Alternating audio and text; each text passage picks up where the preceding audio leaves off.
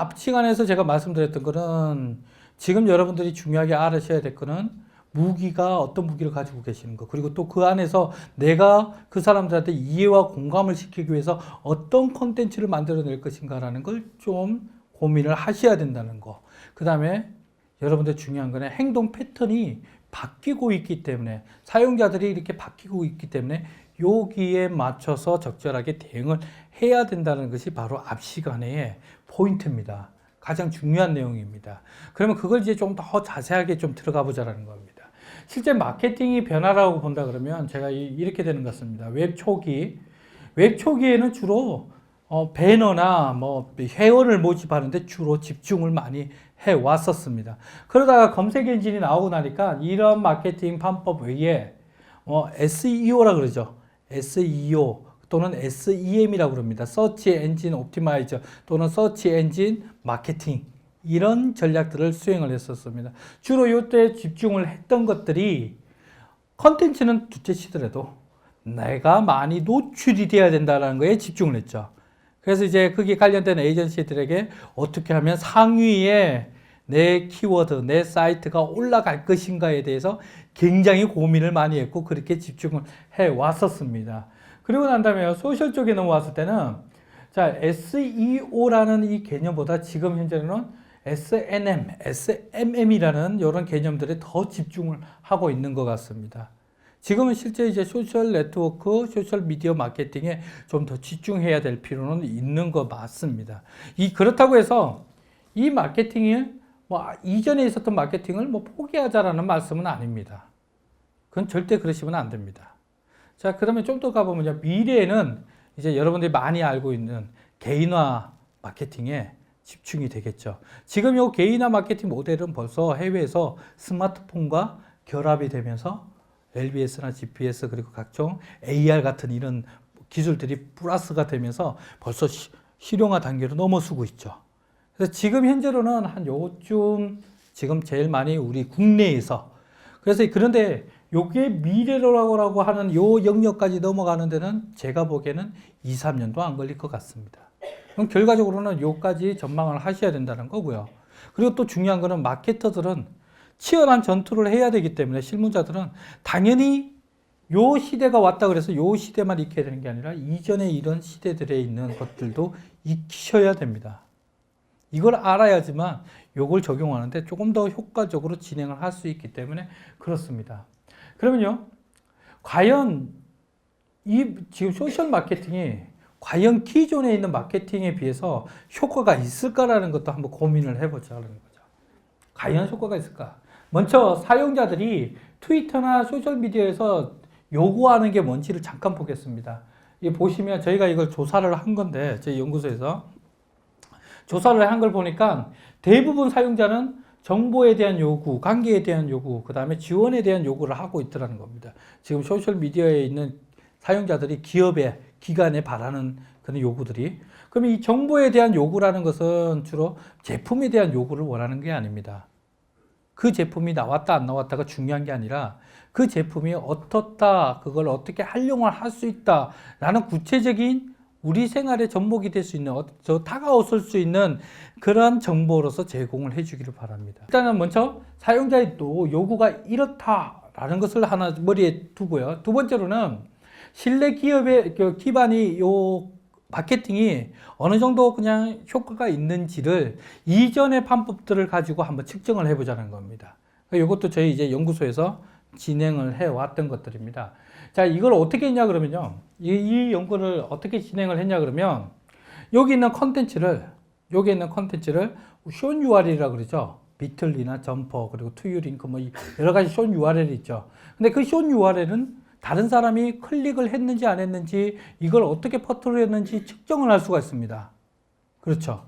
그래서 컨텐츠를 쇼 URL로 만들어 가지고 이거를 이제 트위터나 페이스북이나 소셜미디어에다가 전파를 시키기 시작한 겁니다. 던져보고 어느 정도까지 반응이 올라가는지를 측정을 해보는 겁니다. 그 측정을 가지고 과연 이게, 이전에 우리의 흔히 가설 중에 이런 가설이 있습니다. 트위터는 실효성이 있다라는 이야기를 하죠. 그죠? 그래서 시간이 지나면 효과가 갈수록 떨어진다라는 말씀을 합니다. 물론 아예 그 100%뭐 틀리다라는 말씀은 못 드리겠습니다. 시간이 지나면 효과는 떨어지는 건 맞습니다. 어째 결국에는 롱테일처럼 쭉 늘어지기는 합니다. 그렇지만 트위터도 시간성이라는 타임라인에도 넘어가더라도 효과는 나더라는 겁니다. 그런 효과들이 소셜에서 발휘가 되더라는 거죠. 그 측정을 해본 겁니다. 그 측정을 해봤더니 첫 번째로는요. 컨텐츠당 지금 현재 보면 제일 처음에 하루 평균 72개의 숏 URL이 생성이 되는 겁니다. 비틀리든 어디든 예를 들어가지고 저희가 실험을 하는 대상자들을 대상으로 전애들한테 우리가 이걸 측정하겠다라고 한 게 아니라 이렇게 이용을 해서 트위터를 써보십시오, 페이스북을 써보십시오 했더니 이 사람들이 그렇게 해서 페이스북을 만들고 페이스북을 쓰면서 트위터를 쓰면서 했던 거죠. 그러면서 다른 컨텐츠를 나누는 성향을 봤더니 50명 정도의 사용자들이 약 70개 정도를 이렇게 컨텐츠를 던지더라는 겁니다. 개인적인 이야기를 하다가 요런 기사가 나왔네요. 이 기사 좀 보세요. 이렇게 하는 활동을 말하는 겁니다. 그렇게 활동을 해가지고 했더니 실제 72개의 컨텐츠가 트위터나 소셜미디어에 던져졌더니 클릭 수가 비지스트가 15만까지 올라갑니다. 이 효과는요. 시간이 지나면 지날수록 갈수록 높아지더라는 거죠. PV도 갈수록 높아지고 클릭률도 갈수록 높아지고 결과적으로는 히트수도 갈수록 높아지더라는 겁니다. 이 컨텐츠들이 쌓이다 보니까. 자, 요거는 뒤에 가서 조금 더 설명을 해보기로 하겠습니다. 그래서 결과적으로는 신뢰 기반 관계 네트워크이기 때문에, 예. 지금 요 시간요. 요 시간은 뭐 일주일일 수도 있고 한 달일 수도 있고 기간은 여러 틈이 있습니다. 근데 지금 요 단위는 요 그룹을 묶은 거는 일주일 단위로 묶었습니다. 저희가. 네, 그렇게 쭉 간 거죠. 예. 근데 측정은 하루 단위로 쭉 측정을 한 겁니다. 하루 단위로.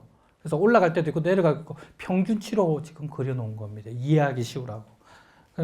이렇게 되는 효과는 신뢰 기반의 관계 네트워크 때문에 그렇더라는 거죠. 하나 올리면 그 사람의 다른 친구들에 의해 갖고 이런 효과가 지속적으로 일어나더라는 겁니다. 자, 세 번째로는요. 이거에 의해 갖고 아까 말씀드렸던 타임라인의 효과, 시효성의 효과가 조금 다르게 반복이 되더라는 걸 알았습니다. 어떻게 되냐 그러면 우리가 검색 마케팅을 하게 되면 처음에 돈을 투입을 해서 마케팅에 상위로 올립니다. 그렇게 나서 효과가 쭉 올라가죠. 효과가 쭉 올라갑니다. 그런데 시간이 지나면 지날수록 이렇게 효과가 떨어지게 됩니다.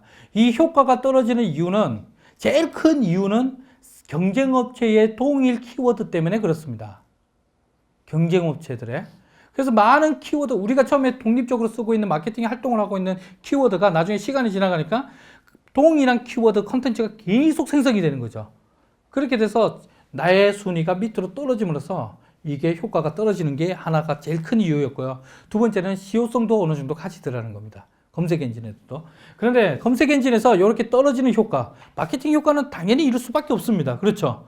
시간이 지나면 효과가 떨어지게 돼 있습니다. 근데 이 효과를 온라인에서 이제 실행을 시키기 위해서 바로 중간중간에 어느 티핑 포인트에서 다시 효과를 올리기 위해서 요 작업을 다시 해줍니다. 키워드를 다시 성정을 해주고 지금 쇼핑몰을 운영하시는 기업에서는 잘 아실 겁니다.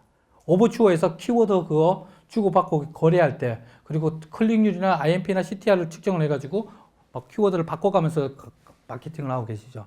그게 효과를 계속 끌어올리기 위해서 여기서 비용을 들여서 효과를 이렇게 끌어올리는 거죠. 그래서 효과를 또 지속시키고 떨어진다 싶으면 다시 올리고 이런 걸 반복을 해 나갔습니다. 이게 전통적인 마케팅 방법입니다. 그리고 검색 엔진 마케팅에서는 검색 엔진에서는 기본적으로 우리가 해왔던 최근에 계속 해왔던 검색 엔진 마케팅의 방법들입니다. 이런 효과들에 의해서. 그러면요. 트위터를 한번 보자는 겁니다. 소셜에서 대표적인 예로 트위터를 한번 보자는 거죠. 트위터는 마찬가지로 처음에 딱 글을 날렸을 때 팔로우나 그 관계의 정도에 따라서 효과가 어느 정도 납니다. 그러고 난 다음에 여러분이 잘 알고 계시듯이 시간에 따라서 굉장히 급속도로 떨어지게 됩니다. 여기까지는 여러분이 알고 계시는 내용입니다. 그렇죠?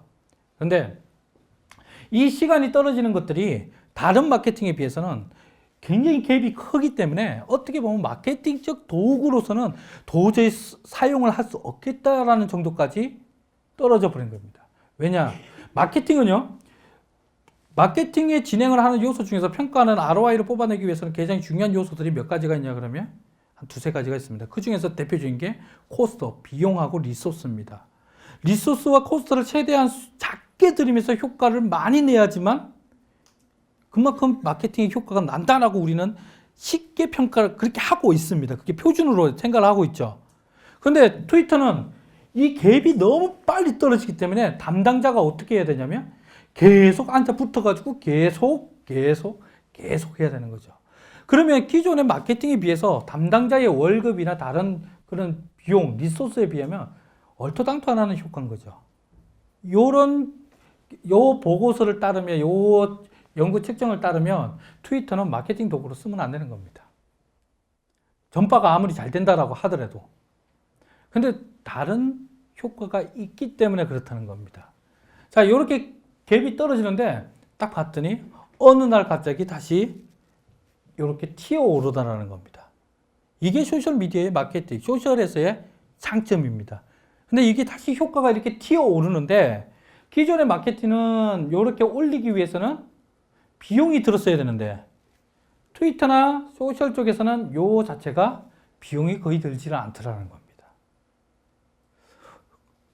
이런 효과가 나오기 위해서는 하나의 가설을 깨야 됩니다. 그 가설이 뭐냐면 트위터는 실효성에 따른다라는 가설을 깨는 겁니다. 그걸 깨야지만 다시 이런 효과가 올라오니까. 야, 여기서 이렇게 다시 올라오는 거의 효과는 담당자가 다시 트위터를 하기 때문에 그런 게 아닙니다. 이 효과를 내주는 사람이 바로 친구들이라는 거죠. 팔로우들이라는 거죠. 이 효과를. 자, 그러면요. 이 효과가 시간적으로 계속 반복 가능성을 어느 정도 가지고 있습니다. 그런데 요 반복의 요 파장도 시간이 지나면 물론 낮아지긴 합니다. 이것도 전체적으로 또 이것도 롱테이처럼 쭉 길어집니다. 그럼 완전히 이 파장이 끝날 때쯤에 다시 담당자가 시간을 측정을 해서 한 일주일 내지 한 달 정도에서 다시 거론해 주게 되면 다시 이게 상승이 되죠. 쭉 올라가는 겁니다. 자, 그러면요. 이걸 한번 보겠습니다. 저희가 측정한 그래프를 하나 보겠습니다. 저희가 글 하나를 올렸는데, 자, 이걸 제일 처음에 담당자가 글을 올린 거죠. 올렸더니 효과가 굉장히 하루 만에 27일에서 하루 만에 쫙 떨어집니다. 쫙 떨어졌는데 어느 날 갑자기 톡 하고 올라옵니다. 또 떨어집니다. 그러다가 어느 날 갑자기 뚝 하고 올라옵니다. 담당자가 손을 대지도 않았는데 쭉 하고 다시 올라옵니다. 그러고 난 다음에 뚝 떨어졌다가 올라갔다 내려갔다는 걸 계속 반복을 합니다. 그 시간이 결과적으로는 지금 보면 이걸 작년 2월 27일 날 했는데 5월 달까지 계속 주기적으로 이걸 반복을 하고 있더라는 겁니다. 물론 이 주기에 맞춰갖고 담당자가 활동을 하긴 했습니다. 그래도 활동을 안 하더라도 이걸 주기적으로 올라갔다 내려갔다 하더라는 거죠. 그 역할을 누가 해주냐면 다른 사람들이 여러분이 잘 알다시피 RT나 멘션으로 이걸 다시 끌어올리더라는 겁니다. 실제 이런 효과들은요, 요런 이제 업무적인 이렇게 연구를 하기 위한 단계 말고 개인적으로도 똑같은 효과가 발생이 됩니다. 이게 하이 컨셉이나 뭐 다른 분들, 일반 개인도 가다가 툭 튀어 올라오고요. 요분도 여기는 굉장히 높다가 떨어졌다가 튀어 올라다가 또 가다가 요 뒤쪽에 그래프가 잘렸는데 여기 톡 튀어 올라오고요. 요것도 이렇게 내려갔다가 여기서 갑자기 톡 튀어 올라오고. 이런 효과가 계속 반복이 되더라는 거죠. 자, 그러면요. 이런 효과가 발생이 되는 근본적인 이유는요. 첫 번째는 뭐냐 그러면 우리가 사용하고 있는 네트워크가 정형적 네트워크가 아니기 때문에 그렇습니다. 트위터나 소셜미디어에서는 정형적 네트워크가 있다 그러면 이런 효과는 나지 않습니다. 이게 무슨 말이냐면요. 이 네트워크가 굉장히 복합적인 네트워크로 연결이 돼 있다는 겁니다. 예를 들면 제 팔로우가 10명이 있습니다. 제 팔로우가 10명이 있습니다. 그러면 이 팔로우의 10명이 제 밑에 하위에 내려갔기 때문에 1단계의 네트워크죠. 그러면 그 밑에 있는 사람이 각각의 10명이 있습니다. 그러면 그 사람은 제 입장에서 보면 2단계 네트워크죠. 그러면 제가 2단계 네트워크까지 내려가려 그러면 정방형 기존적인 네트워크 단계라 그러면 1단계를 거치고 2단계를 거쳐야 됩니다. 근데 소셜미디어에서는 어떻습니까? 소셜에서는 2단계 네트워크가 있지만 그 2단계 네트워크가 저한테 바로 연결되어 있기도 합니다. 이제 이해가 되십니까? 그렇죠. 그럼 3단계 네트워크도 마찬가지로 저하고 바로 연결이 됩니다. 그러면 저를 중심으로 해서 네트워크가 이렇게 내려가다가 또 이쪽 가지로 내려가다가 결국에는 중간에 있는 어떤 가지들은 이쪽에도 속하고 이쪽에도 속하게 된다는 겁니다. 자, 이해가 되시죠, 이제? 루트가 여기 있는 사람은 바로 한 선으로만 이루어진 게 아니라 다른 팔로들에 의해 이렇게 오기도 하고 다른 사람에서 오기도 하더라는 겁니다. 자, 그러면 제가 여기서 이야기가 시작이 됐습니다. 이야기가 시작이 돼가지고 최종적으로 요 밑에 사람한테 이야기가 가는 경로는 전방령이라 그러면 단계적으로 내려가야 되지만 소셜에서는 네트워크가 단계적으로 내려가지 않는다는 거죠. 빠르게 그날 바로 네트워크 정보가 여기까지 내려와서 이 사람이 RT를 할 수도 있고요. 이 사람이 요 다른 네트워크를 타고 오다가 시간이 다음 날로 오게 되면 다음 날 다시 반응을 하게 된다는 겁니다. 이제 이해가 되시죠? 이런 시간 극적인 차이가 첫 번째 이유고요. 시간 극적인 차이가 첫 번째 이유고, 두 번째로는 밑에 하위 네트워크가 만약에 제가 금방 2단계라고 해서 2단계가 다 10명이라고 말씀을 드렸습니다. 그렇죠? 그런데 이 2단계가 다 동일하게 팔로수 밑에 네트워크가 동일하게 다시 내려가지는 않는다는 겁니다. 어떤 사람은 10사람, 어떤 사람은 1사람, 어떤 사람은 2사람, 어떤 사람은 저하고 한 사람한테 있는 빵으로 될 수도 있는 겁니다. 그러면 이렇게 팔로수가 작은 네트워크 단계에 있는 사람들은 정보 유지력이라고 그럽니다. 정보 유지력이 쉽게 말하면 타임라인에 빨리 넘어가지 않기 때문에 자기 타임라인의 정보가 오래 머물고 있게 되는 거죠. 이해가 되시죠? 이게 두 번째 원인입니다. 그 사람은 팔로우가 3명밖에 없습니다. 그러면 3명이 있는 사람이 말을 많이 하거나 많이 하면 이 사람 타임라인에는 그 사람들이 이야기한 몇 개의 글만 나오는 거죠. 그러니까 결국에는 정보는 오래 머물게 되죠. 우리 눈에서 우리 관점에서 팔로우 200명, 300명에서 보면 타임라인은 후닥후닥 넘어가는데 그 사람들 입장에서는 하나 띵, 한참 있다가 하나 띵. 이게 두 번째 원인입니다. 이게 아까 이런 효과가 나오는 두 번째 원인이고요. 세 번째 원인이 뭐냐면 갈수록 검색 엔진에서 트위터나 소셜의 검색 영역을 확장을 하고 있다는 게 두 번째 이유입니다. 결과적으로는요, 트위터에서 많이 거론이 되든 트위터에서 작게 거론되든 이런 정보들이 생산이 되고 나면 불과 작년 초까지, 그 작년까지는 검색 엔진에서 거의 노출이 되질 않았습니다. 검색이 되질 않았습니다. 그런데 지금은 검색이 되기 시작한다는 거고요. 그리고 또 중요한 건 하나가 있습니다. 요것 때문에 뭘 제가 강조를 드리냐면 여러분이 정보를 던지실 때, 자, 이런 거 있습니다. 담당자들 제가 말씀드리는 분들 중에서 어떻게 활동을 하냐면 예를 들어 갖고 여러분들이 마케팅 페이지가 있거나 아니면 블로그가 있습니다. 그러면 저희들 요번에 이런 행사를 합니다 하고 블로그의 주소를 트위터에다가 올려서 날리죠. 요거 작업하실 때 반드시 쇼 URL이라는 걸 쓰십시오. 쇼 URL이라는 게. 왜? 소셜이나 지금 현재 서비스들은 검색 엔진에서 노출 경로가 많아지면 많아질수록 노출도는 높아집니다. 자, 여러분은 벌써 블로그에다 글을 올렸습니다. 그럼 블로그는 검색 엔진에 노출할 수 있는 경로를 하나 가진 겁니다. 그걸 퍼다가 트위터에다가 올렸습니다. 트위터에서 검색 경로를 가진 겁니다. 근데 중간에 쇼 URL이라는 걸 만들게 되면 쇼 URL에 또 우리 정보가 쌓여 나가기 때문에 여기에서 또 검색 엔진으로 루트가 하나가 더 생기는 겁니다. 물론 당장에는 효과가 그렇게 높지는 않습니다. 근데 이 정보가 쌓이면 다른 데보다 그냥 바로 주소를 던지는 것보다는 저장고가 두세 개가 더 생기기 때문에 최소한 비틀리라 그러면 비틀리 라는 게 한 군데 더 생기기 때문에 검색 엔진의 노출도는 계속 올라간다는 거고요.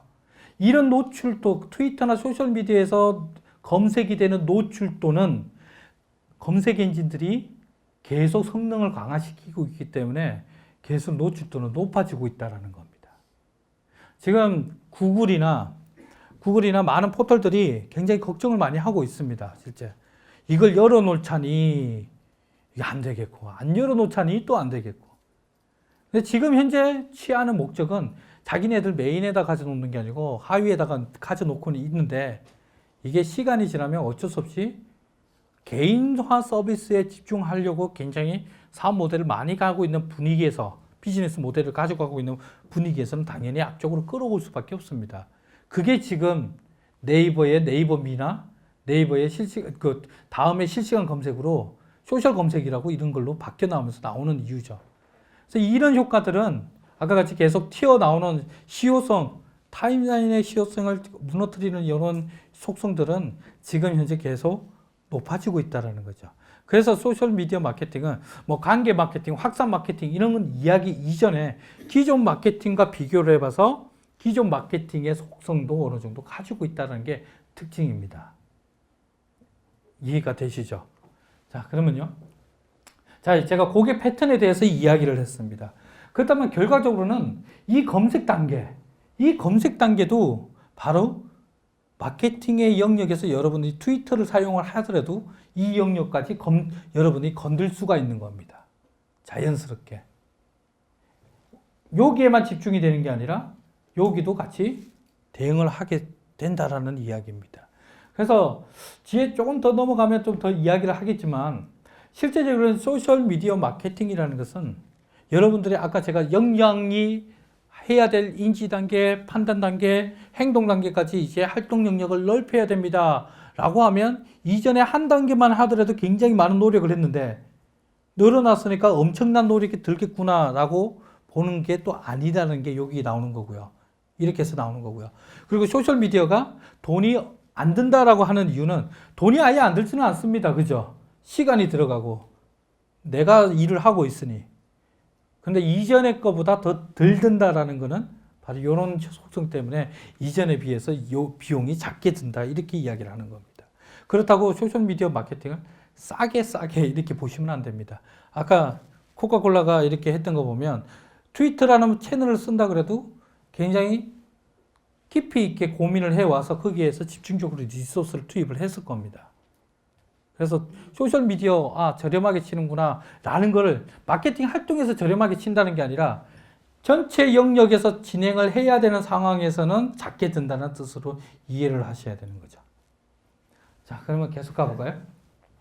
SEO 마케팅이나 기존의 마케팅과 최근의 마케팅의 가장 큰 차이점. 자, 요거는 구글을 제가 예를 많이 드리는데, 자, 이거 한번 보자고요. 예를 들어서 여기 보면 세 분류의 사람이 있습니다. 초딩이 있고 직장 다니는 사람이 있고 노년의 부부들이 있습니다. 근데 우연찮게 이 세 사람이 같은 궁금증을 가지게 된 겁니다. 가설을 세우는 겁니다. 어떤 궁금증이 생겼냐면 내가 성공하는 방법에 대한 궁금증이 생기는 겁니다. 그래서 이 세 사람이 각각이 검색 엔진에 들어가서 검색을 합니다. 그랬더니 검색 엔진에서 결과가 이렇게 나옵니다. 요 한 개는 네이버고 한 개는 구글입니다. 여기 결과를 보니까 내가 성공하는 방법이 공부밖에 없으면 막장이냐? 라는 결과 검색이 나왔습니다. 자, 이제 제가 이야기하고자 하는 뜻을 좀 이해가 됐을 겁니다.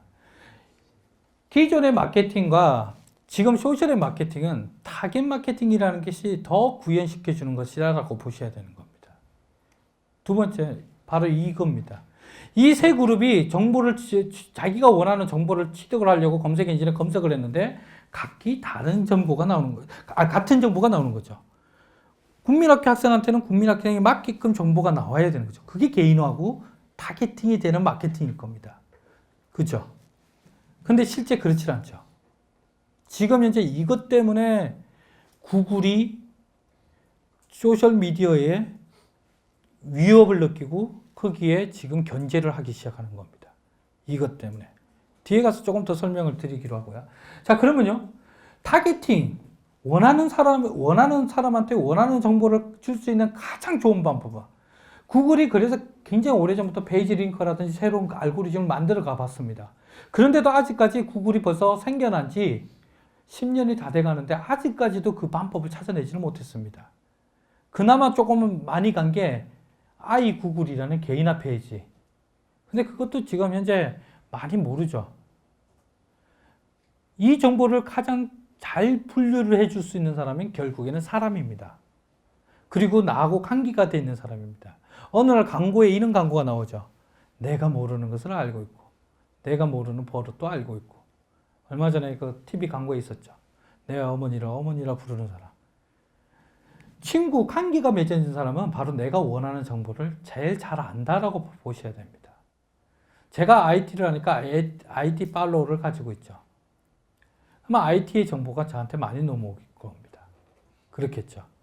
그럼 검색 엔진이 지금 현재 타깃 광고가 굉장히 어렵다 그러면 소셜 마케팅은 타깃 광고가 굉장히 중요하다는 겁니다. 자, 여기서 포인트가 뒤에 가면 제가 설명을 드리겠지만 여기서 다음에 나오는 포인트가 이전의 마케팅 말고 지금 여러분들이 노력을 해야 될 포인트가 또 하나 나옵니다.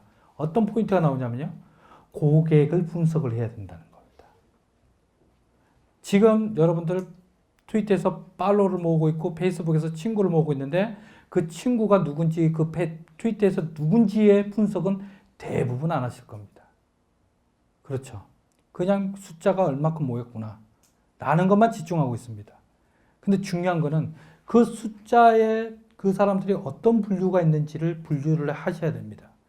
자, 그럼 반대로 이 사람들이 원하는 정보를 트위터에다 물어봅니다.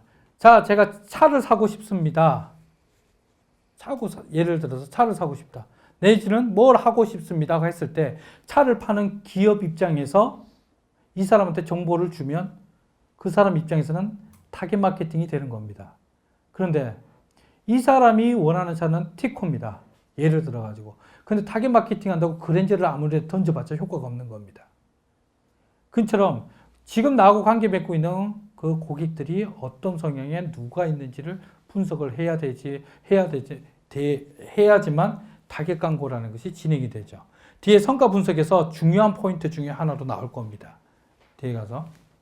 자, 결국에는 소셜미디어 마케팅, 이전의 마케팅, 지금 현재 마케팅은요, 이전의 마케팅과 달리 소셜미디어 마케팅에서 기업한테 주는 가장 큰 기회, 가장 좋은 거는요, 바로 친구가 된다면입니다. 기업이 이제는 바로 고객들과 친구가 되는 거다는 거죠. 이게 가장 큰 포인트고요. 요 친구로서 활동을 하기 위해서 여러분들이 해야 될 활동이 있습니다. 물론 저 사람 좀 이상하다. 왜? 포장은 제가 자꾸 관계 친구라고 하지만 뒤쪽에서 작업은 하는 것들이 있습니다. 이게 현실과 이론이 틀리다는 말인 것 같습니다. 표현은 이렇게 해야 되지만 실제적으로 여러분들이 남들이 보면 여러분들이 고객이라고 해도 남들이 보면 안 좋을 겁니다. 제가 재밌는 이야기 하나 들으면 트위터의 좋은 점 하나, 소셜미디어의 좋은 점 하나 이야기하라 그러면 여러 가지가 있겠지만 기업 입장에서 좋은 점 하나라고 하면 고객 대응이 쉽다. 그렇죠? 시장 조사하기 좋다. 그렇죠? 그래갖고 포장을 하죠, 단어를. 모니터링을 하면 고객 대응, 시장 여론조사 할 수 있습니다. 솔직히 말해보자고요. 그게 포장이 된 단어죠. 왜? 감시하는 거잖아요. 고객 감시. 얘네들이 욕을 하나 안 하나, 떠드나 안 떠드나. 이게 현실과 이론의 차이죠. 그래서 제가 표현은 이렇게 해놓지만 실제적으로 이 친구라는 의미에서는 기업에서 해야 될 작업은 많습니다. 이 친구로서 다가가기 위해서 그 사람들을 분류를 해야 되고 그 사람들을 관리를 해야 됩니다. 나눠야 되고요. 이런 작업들이 뒤에 가면 성과 분석에서 더 이야기를 드릴 겁니다. 자, 이런 것도 뭐 이해를 좀 해 도와주시면 되겠습니다. 정보 유통 구조가 변화가 일어나고 있다. 이전에 검색 엔진 중심으로 해서 다양한 소셜미디어로 분산되고 있다. 그래서 제가 이 그림이 나와 있는데 이게 작년에 사용한 그림이라서 이 수치가 좀 바뀌었습니다. 근데 얼마 전에 11월 달 말에 뉴스 검색해 보시면 이제 구글 유통시장, 전 세계 검색 유통시장 검색해 보시면 정보가 나올 겁니다. 구글이 가지고 있던 시장의 40%를 소셜미디어의 페이스북한테 뺏겼다는 소식이 있을 겁니다. 보신 분이 있는지 모르겠지만 벌써 이제 사람들은 정보를 검색하기 위해서 검색 엔진을 쓰는 율은 또 오히려 지금 현재는 줄고 있다라고 보는 거죠. 그 굉장히 포지션 있는 이야기이기도 하고요. 그 다음에 이런 내용들도 있습니다. 사람들이 이제 광고를 신뢰하는 사용자는 얼마 없다라는 거죠. 그리고 90% 이상이 광고를 보지 않기 위해서 다른 매체를 이용한다라는 통계도 있습니다. 이거는 TV 보다가 광고 나오면 딴 채널 돌리는 거하고 똑같은 현상이죠. 그리고 재미있는 현상이 이런 게 있습니다. 사람들, 굉장히 많은 사람들이 해외의 통계를 보니까 이런 게 있죠. 구글의 검색 결과보다 관계된 사람들의 이야기를 신뢰하는 사람들이 78%에 이른다고 이야기합니다. 엊그제 그것도 우리 국내에서 발표한 게 있습니다. SK컴즈의 그 상무님하고 나와가지고 뭐 몇 군데 이제 검색 하는 이제 통계 내는데 그 발표했었잖아요. 그래가지고 아직 싸이월드가 아직까지 뭐 요만큼은 한다라고 그 발표의 내용에 보면 이런 내용이 있습니다. 우리나라 국내 사용자들 중에서 블로그의 구독률이 71%에 이른다라는 이야기가 있습니다. 이제는 정보를 획득하기 위해서 블로그나 그런 관계된 사람들한테 많이 보게 된다라는 이야기인데, 이런 것들 때문에 소셜미디어가 중요하다라고 이야기를 하는 거죠. 자, 그러면 제가 소셜미디어 마케팅의 가능성을 금방 이제 세 가지에 대해서 이야기를 가지고 빗대어 봤습니다. 한번 짚어봤죠. 자, 그러면요. 소셜 도입을 하기 위해서 5가지 전략에 대해서 이거는 제가 제 강의 들으신 분들은 워낙 많이 들은 내용이라서 빨리 넘어가겠습니다. 1단계, 5개의 단계 도입 전략이 있습니다. 첫 번째 단계는 목표를 정의하라. 두 번째 단계는 고객이 이해할 수 있는 컨텐츠를 제공하라. 세 번째로는 내부 역량을 강화시켜라. 네 번째, 기업 목표의 채널을 찾아라. 다섯 번째는 반드시 커뮤니티로 승화를 시켜라라는 겁니다. 첫 번째로는 도입 목표를 이제 이전에는 마케팅할 때 단순히 많이 팔겠다라는 거에서 집중을 했다 그러면 지금은 어떻게 이런 고객들을 나의 친구, 나의 고객으로 만들 것인가에 집중을 하라는 겁니다. 고객 인프라를 많이 확보를 하라는 겁니다. 이것도 또 아이러니합니다. 왜냐하면 제가 계속 팔로우를 하지 마세요라고 하는데도 고객 인프라를 얼마나 확보하느냐가 중요하기 때문에 그렇습니다. 근데 무의미하게 모으는 것보다 의미 있게 모아야 된다는 거. 뒤에 좀 더 설명을 드리기도 하겠습니다. 그 다음에 두 번째 단계는 고객이 이해하는 컨텐츠를 제공해라. 이 고객이 이해하는 컨텐츠를 제공하라는 것은 아까 제가 소개팅 이야기할 때 말씀을 드렸습니다. 나를 표현을 해야 되고요, 먼저. 그리고 고객이 이해하는 말을 해야 됩니다. 친구하고 사이가 빨리 친해지려고 그러면 그 사람하고 같은 생각을 할 수 있는 이야기를 해야 됩니다. 아까 동창회 가가지고 저한테 에쿠스가 어떠니 한 친구하고 저하고 이해관계가 안 되는 거죠. 그 친구가 이야기하는 걸 내가 이해를 못하는 거죠. 그러니까 관계가 되지 않는 겁니다. 그래서 그렇게 하기 위해서는 타겟 분석, 성별, 연령, 지역, 이런 고객 분석이 반드시 이루어져야 됩니다. 그리고 매체도 이런 고객이 우선 타겟 분석이 우선되고 난 다음에 매체 분석이 이루어집니다. 이게 어떻게 연관되는지는 뒤에 마찬가지로 보기로 하고요. 그래서 나오는 것이 컨텐츠 구성 전략입니다. 내가 트윗에서 이야기할 때 문법은 어떻게 하고 글은 어떻게 글을 올려야 되겠구나 라는 효과를 생각을 하는 거죠. 그래서 여기서 컨텐츠 구성 전략이 나오고요. 컨텐츠 구성 전략에서 어휘랑 문자, 시나리오 이런 것들을 사용하게 됩니다. 요걸 다른 쪽에서 표현을 할 때 제가 이렇게 풀이를 해놨지만 다른 쪽에 표현할 때 뭐라 그러냐면 스토리텔링 기법이라고 이야기를 하는 겁니다. 타겟에 맞춰서 그 사람들이 이해하는 이야기를 스토리를 넣어가지고 어문을 넣어가지고 시나리오를 넣어서 풀어내는 거죠. 그래서 컨텐츠를 제가 구성하는 것에 굉장히 중요하고요. 세 번째 단계에서는 내부 역량이 중요하다는 거고요. 소셜미디어 마케팅은 단기간 내에 진행하기 어렵습니다. 그래서 장기적으로 가야 되는데, 조직의 이해관계가 되질 않으면, 이해를 못하고 있으면 끌고 가기가 굉장히 힘듭니다. 윗사람이, 야, 소셜미디어 마케팅 한다든지 효과가 어때요? 이렇게 해가지고 단기적으로 계속 결과 내놓으라 그러면 담당자도 지치는 게 그런 이유기도 한 거죠. 그래서 장기적으로 가기 위해서는 반드시 윗분들이나 밑에 있는 분들이나 어느 정도 소셜에 대해서 이해를 가지고 있어야 됩니다. 그래서 내부 역량을 구축하는 게 굉장히 중요하겠고요. 네 번째 단계는 채널을 찾는 거. 그래서 나중에 아까 제가 말씀드렸지만 로드맵을 그리는 게 중요하다는 거예요. 그래서 이렇게 채널을 찾아야 되는 이유는 서비스마다 내가 원하는 타겟층이 틀리고 성향이 틀리기 때문에 그런 겁니다. 그 다음에 거기에 대한 연령층도 틀립니다. 각 사용하는 연령층도 틀리기 때문에 그게 맞는 이렇게 미디어를 계획을 잡으셔야 됩니다. 그래서 결과적으로는 이런 그림이 나오는 겁니다. 대화할 때는 이런 게 좋겠구나. 근데 이게 주관적일 수밖에 없습니다. 그 기업 입장에서 그림을 그려야 되는데 요 분석하는 요 단계까지가 어려운 겁니다. 담당자가 공부를 해야 되는 거는 기능이 아니라 여기까지가 어려운 거죠. 자, 그 다음에 마지막으로는 커뮤니티를 형성을 해야 됩니다. 커뮤니티를 형성을 해야지만 그 사람들이 더 돈독하게 작용을 하기 때문에 그렇습니다. 이 커뮤니티에서 효과를 보고 있는 대표적인 기업이라 그러면 코카콜라를 들 수 있겠고요. 이 코카콜라보다 더 효과를 보는 기업이 있죠. 바로 레고라는 회사가 있습니다. 레고가 이런 일이 있었습니다. 1994년도에 그 레고 로봇을 만든 적이 있었습니다. 그래서 레고가 야심차게 레고 블록도 팔고 소프트웨어도 팔고 그 다음에 거기 들어가는 모터나 회로 장치도 팔겠다고 생각해서 그 제품을 만들었습니다. 그게 94년도입니다. 그런데 그걸 이제 팔고 시작했더니 어떤 문제가 발생이 되냐면 고객들이 그 안에 있는 프로그램과 그 안에 있는 기기들을 해킹을 해서 원래는 팔이 이렇게 올라가면 안 되는데 이렇게 올라가게끔 만드는 사람들이 생겨난 거죠. 그러면 기업 입장에서는 어떻게 되냐면 우리 OS를 탈옥을 시켜서 퍼뜨리고 있으니까 기업 입장에서 손해가 된 거죠. 근데 레고가 어떻게 했냐 그러면요. 거기서 자기 마인드를 오픈을 했죠. 이걸 처음에는 컨트롤 하려고 소송을 걸었습니다. 배포하는 사람들을. 소송을 걸었는데 얼마지 않아서 포기를 했죠.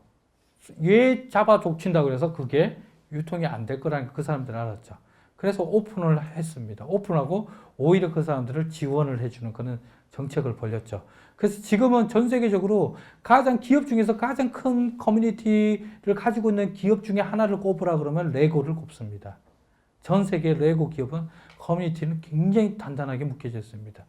기업에서 모임 가지면 돈도 후원해 주기도 하고 장소도 제공해 주기도 하고 그러죠.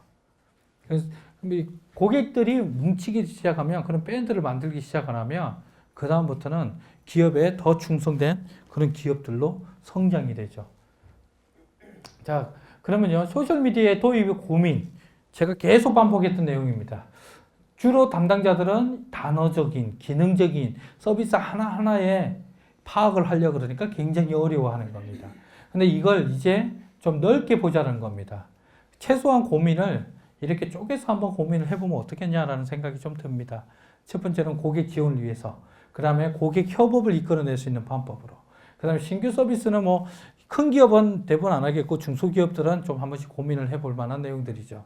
그러면 이게 각각의 이제 많이 접근하고 있는 다른 사례들을 보니까 이제 주로 고객 지원 입장에서는 컨텐츠를 많이 제공해주는 기업들이 많이 하고 있더라는 게 나오고 이렇게 분류를 정했는데 일단은 요거 밑에 그 나는 별로 중요하지는 않습니다. 위에 소셜미디어를 우리가 어떻게 활용을 할 것인가의 고민선상에 기능이나 이런 걸 말고 실제 어떻게 활용할 것이냐의 고민선상에 분류로서 좀 잡아주셔가지고 고민을 해보자는 거고요.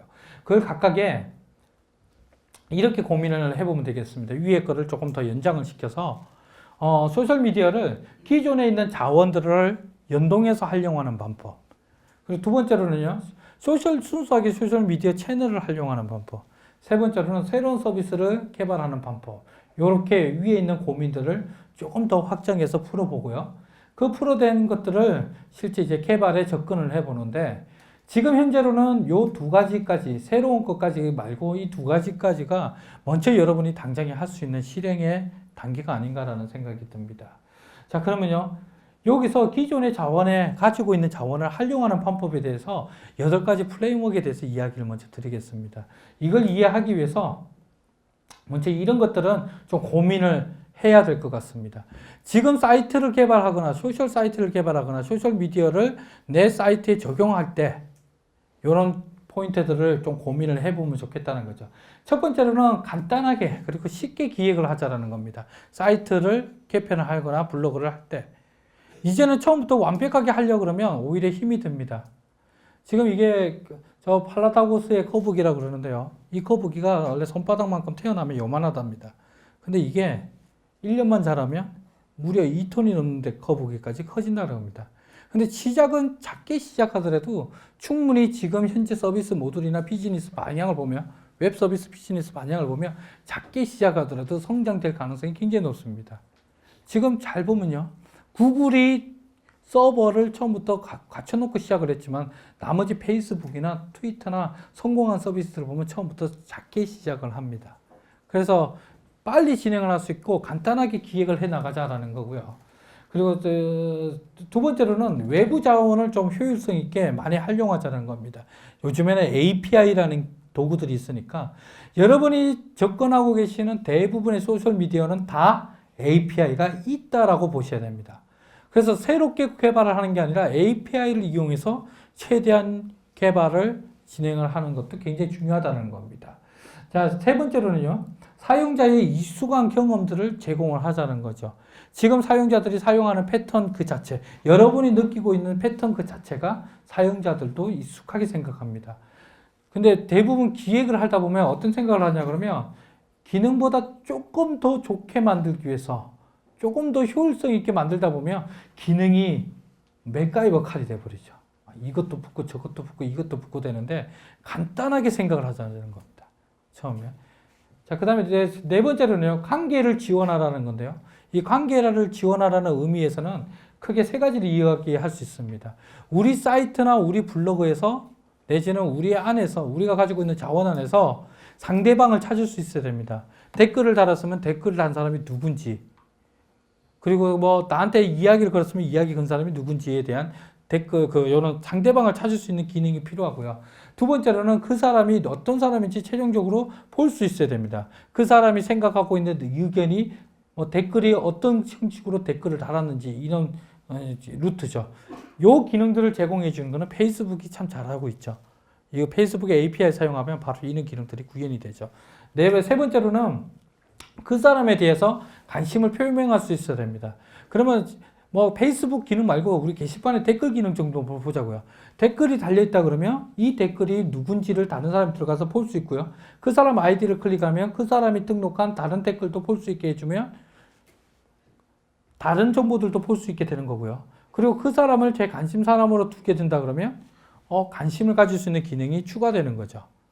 네, 이런 것들을 좀 지원하자는 거고요. 다섯 번째로는 개방 참여 공유의 원칙을 좀 가져가자라는 이야기입니다. 그리고 다양한 매체 이용하는 것들. 이런 것들만 머리에 좀 두고 계시면 이제 요걸 한번 적용을 해보자는 겁니다.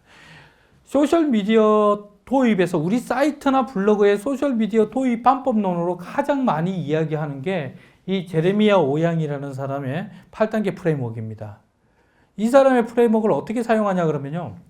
자신의 웹사이트를 여기다가 갖다 올려놓든지 여기에다가 올려놓는 겁니다.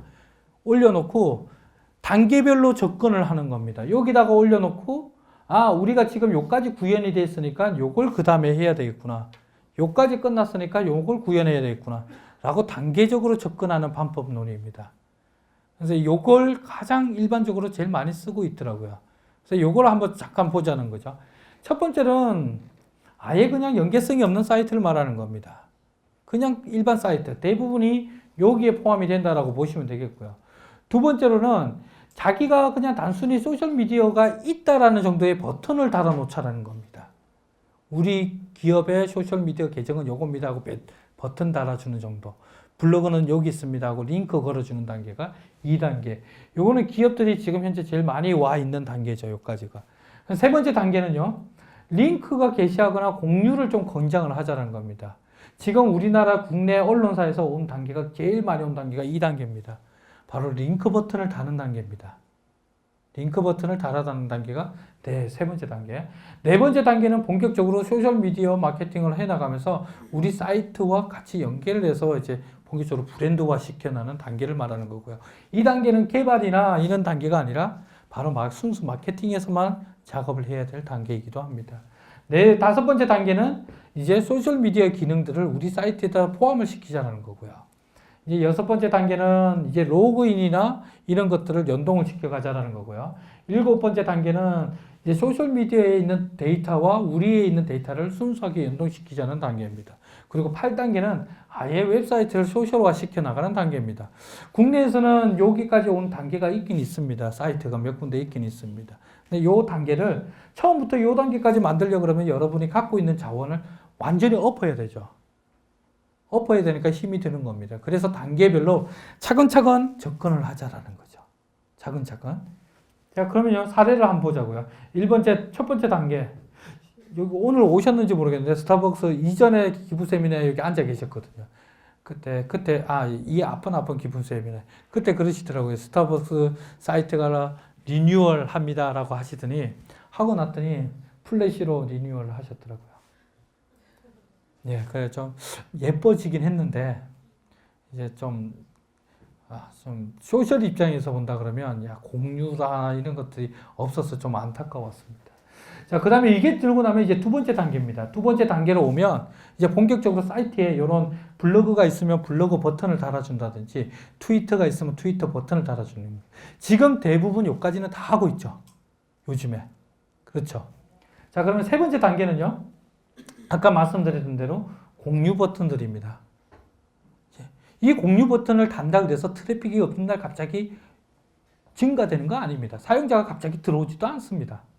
그런데 중요한 거는 공유 버튼을 달게 되면 두 가지 좀 효과가 있을 것 같습니다. 첫 번째는 상징적인 효과가 좀 있을 것 같습니다. 사용자들한테 우리는 이 정도까지 오픈해 놓고 있다라는 상징적인 의미가 하나 있고, 두 번째는 직접적으로 이야기를 하면 공유 버튼을 달게 되면 이제부터는 검색 결과, 아까 채널을 열어놓는 것처럼 채널을 다양하게 열어놓을 수 있는 근거를 마련한다는 겁니다.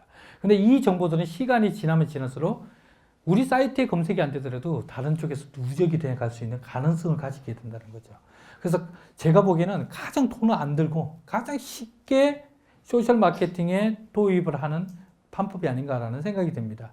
그래서 사이트에 있는 정보들은 대부분 이 버튼을 좀 달면 좋지 않겠냐. 버튼 다는데 시간은 얼마 안 걸리죠. 개발자한테 맡기면 뭐 반나절도 안 걸릴 겁니다. 자, API가 있으니까. 요거 공유하실 때 이거 다음에 기회 있으면 또 시간이 없어가지고, 네 번째 단계는 이제 브랜드에 이렇게 활용하는 단계. 이게 네 번째 단계입니다. 이때부터는 마케팅에 본격적으로 이제 활용을 하는 단계라고 보시면 되겠고요. 다섯 번째 단계는 소셜 미디어 이제 연계를 본격적으로 적용을 하는 단계입니다. 자, 이런 위젯을 달아놓는 단계가 이런 단계라고 보시면 되겠죠. 다섯 번째 단계. 그리고 메뉴로서 메뉴를 만들어 갖고 그 메뉴를 클릭하면 중간에 이렇게 소셜 미디어에서 이야기하고 있는 것들을 우리 사이트에서도 볼 수 있게끔 해주는 단계가 다섯 번째 단계입니다. 이런 식으로. 이것도 어렵지 않죠. API로 쉽게 끌어와서 쓸 수 있습니다. 이렇게. 그럼 여섯 번째 단계는 이제 본격적으로 소셜 미디어와 연동을 시키는 단계라고 할 수 있는데, 그 첫 번째 단계가 바로 로그인을 소셜 로그인으로 좀 바꿔놓는 방법도 있습니다. 저는 이걸 좀 많이 주장을 하고 있습니다. 기업이 회원 정보를 모으는 이유가 뭘까요? 바로 마케팅을 원활하게 하기 위해서 모을 겁니다. 근데 제가 한번 여쭤볼게요. 홈페이지에서 회원 정보를 모아놓은 거 제대로 활용하는 기업이 거의 없습니다. 어디에 활용하냐면 DM 보내거나 문자 띵동 생일 축하드립니다. 고객들은 나중에 스팸 왔다고 자기가 해놓고 화딱지를 내죠. 그렇습니다. 근데 대부분 사이트는 보면요, 들어가서 댓글 달라면 로그인 하라 그러고, 뭐 하라 그러면 로그인 하라 그러고, 뭐 하라 그러면 로그인 하라 그럽니다. 근데 요거는 생각만 약간만 바꾸시면 될 것 같아요. 로그인을 해서 쓸 수 있는 정보, 로그인을 하되 다른 형식으로 쓸 수 있는 정보, 그 다음에 로그인을 해야 되는 정보, 이렇게 좀 분류를 시켜 놓으면 꼭 굳이 경품이나 이렇게 꼭 회원 정보를 필요한 거는 그 다음 단계로 넘어가도 충분히 되지 않을까라는 생각이 듭니다. 그래서 그 중에 그렇다고 아예 로그인을 안 하게끔 해버리면 또 그 회원 정보를 모집을 해야 되는 입장에서 조금 좀 대응이 좀 느린 것 같습니다. 그나마 제일 좋은 게 이 소셜 로그인을 다는 것도 굉장히 좋죠. 페이스북의 로그인이나 트위터의 로그인이나 아니면 뭐 미투데이나 요즘이나 로그인이 있는 기존의 로그인은 가지고 계시는 거고요. 거기다가 다른 로그인도 하나 달아주면 회원 정보를 그나마 조금 더 확보를 할 수 있고, 우리 사이트에 그 사람들은 들어와서 여기는 내 가입 안 해도 내가 볼 수 있네 라는 그런 기본적인 상징적인 의미도 다가갈 수 있지 않을까라는 생각이 듭니다. 일곱 번째 단계는요, 이제 모든 활동들이 여기에 연동되는 활동들을 하는 겁니다. 이제 로그인 자체를 그냥 페이스북에 만들어 놓는다든지, 여기서 활동하면 자동적으로 트위터나 페이스북에 날아가게끔 만들어 놓는 이런 단계가 일곱 번째 단계입니다.